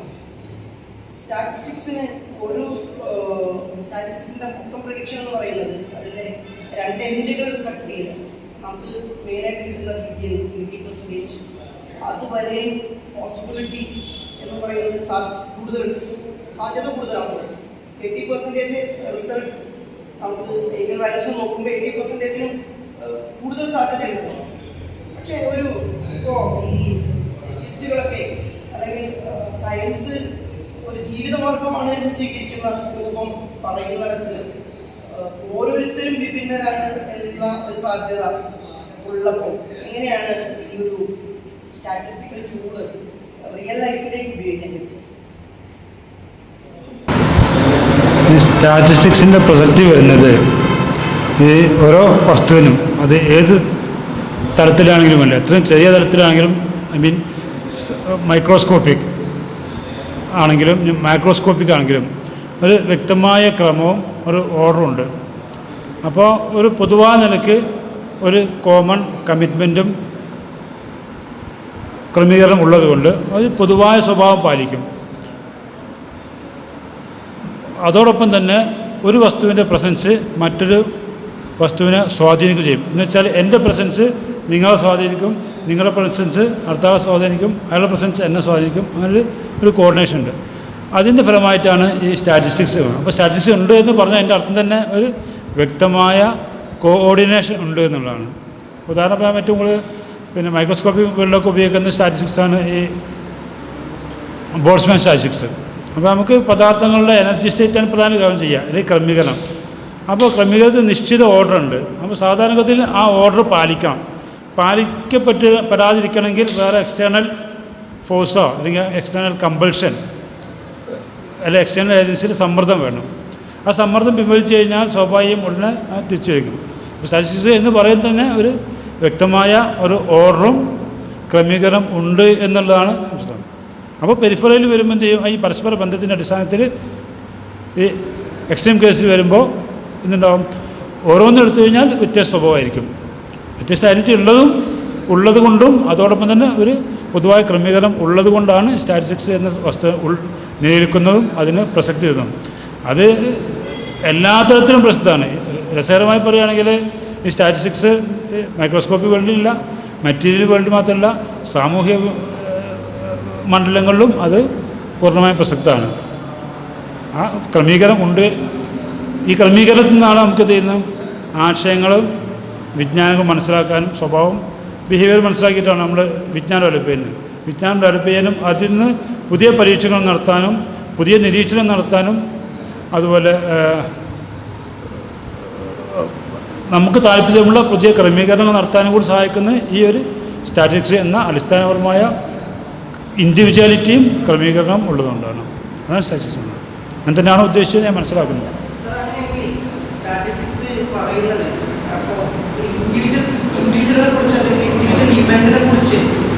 കൃത്യമായി പറയാൻ സ്റ്റാറ്റിസ്റ്റിക്സിന് കഴിയില്ല എന്നുള്ളതൊക്കെയാണ്. എന്ന് പറഞ്ഞാൽ ഇപ്പൊ നമ്മൾ ഇവിടുന്ന് താഴേക്ക് പോയാലും മുകളിലേക്ക് പോയാലും മൈക്രോസ്കോപ്പിക് ആയാലും മാക്രോസ്കോപ്പിക് ആയാലും സ്റ്റഡീസ് പോകണമെന്നുണ്ടെങ്കിൽ അവിടെയൊക്കെ സ്ട്രക്ചർ ഉണ്ട് എന്നല്ലേ സ്റ്റാറ്റിസ്റ്റിക്സ് പറയുന്നത്. എങ്കിലും ഒരു എക്സ്റ്റേണൽ ഒരു ഡിവൈനിറ്റി അവിടെ വേണ്ടേ? അതെ, ശാസ്ത്രത്തെ സംബന്ധിച്ചിടത്തോളം ശാസ്ത്രം വിശ്വസിക്കുന്നത് റിയലിസ്റ്റിക് ഫീൽഡ് വിശ്വസിക്കുകയാണെങ്കിൽ ഓരോ വസ്തുക്കൾക്കും കൃത്യമായ വെൽ ഡിഫൈൻഡ് പ്രോപ്പർട്ടി ഉണ്ട്. ആ പ്രോപ്പർട്ടിക്ക് അനുസരിച്ച് മാത്രമേ അത് പ്രവർത്തിക്കുകയുള്ളൂ. അപ്പോൾ ഒരു 2 ആറ്റം ഉണ്ടെങ്കിൽ ആ 2 ആറ്റത്തിന് സ്വഭാവം വ്യത്യാസം ഒരേ തന്മാത്രയിൽ തന്നെ. ഒരു ആറ്റം എടുത്തു കഴിഞ്ഞാൽ അതിൻ്റെ ഉള്ളിൽ ന്യൂക്ലിയസും കുറേ ഇലക്ട്രോണുകളുണ്ടാവും. അതിലത്തെ ഓരോ ഇലക്ട്രോണിൻ്റെയും ഇൻഡിവിജ്വൽ ഐഡൻറ്റിറ്റി ഉണ്ട്. ഓരോ ന്യൂക്ലിയസിൻ്റെ ഉള്ളിലും കുറേ പ്രോട്ടോണുകളും കുറേ ന്യൂട്രോണുകളുണ്ട്. അതിനും ഇൻഡിവിജ്വൽ ഐഡൻറ്റിറ്റി. ആ ഐഡൻറ്റിറ്റിയൊക്കെ നിലനിർത്തിക്കൊണ്ട് മാത്രമേ അത് ബിഹേവ് ചെയ്യൂ.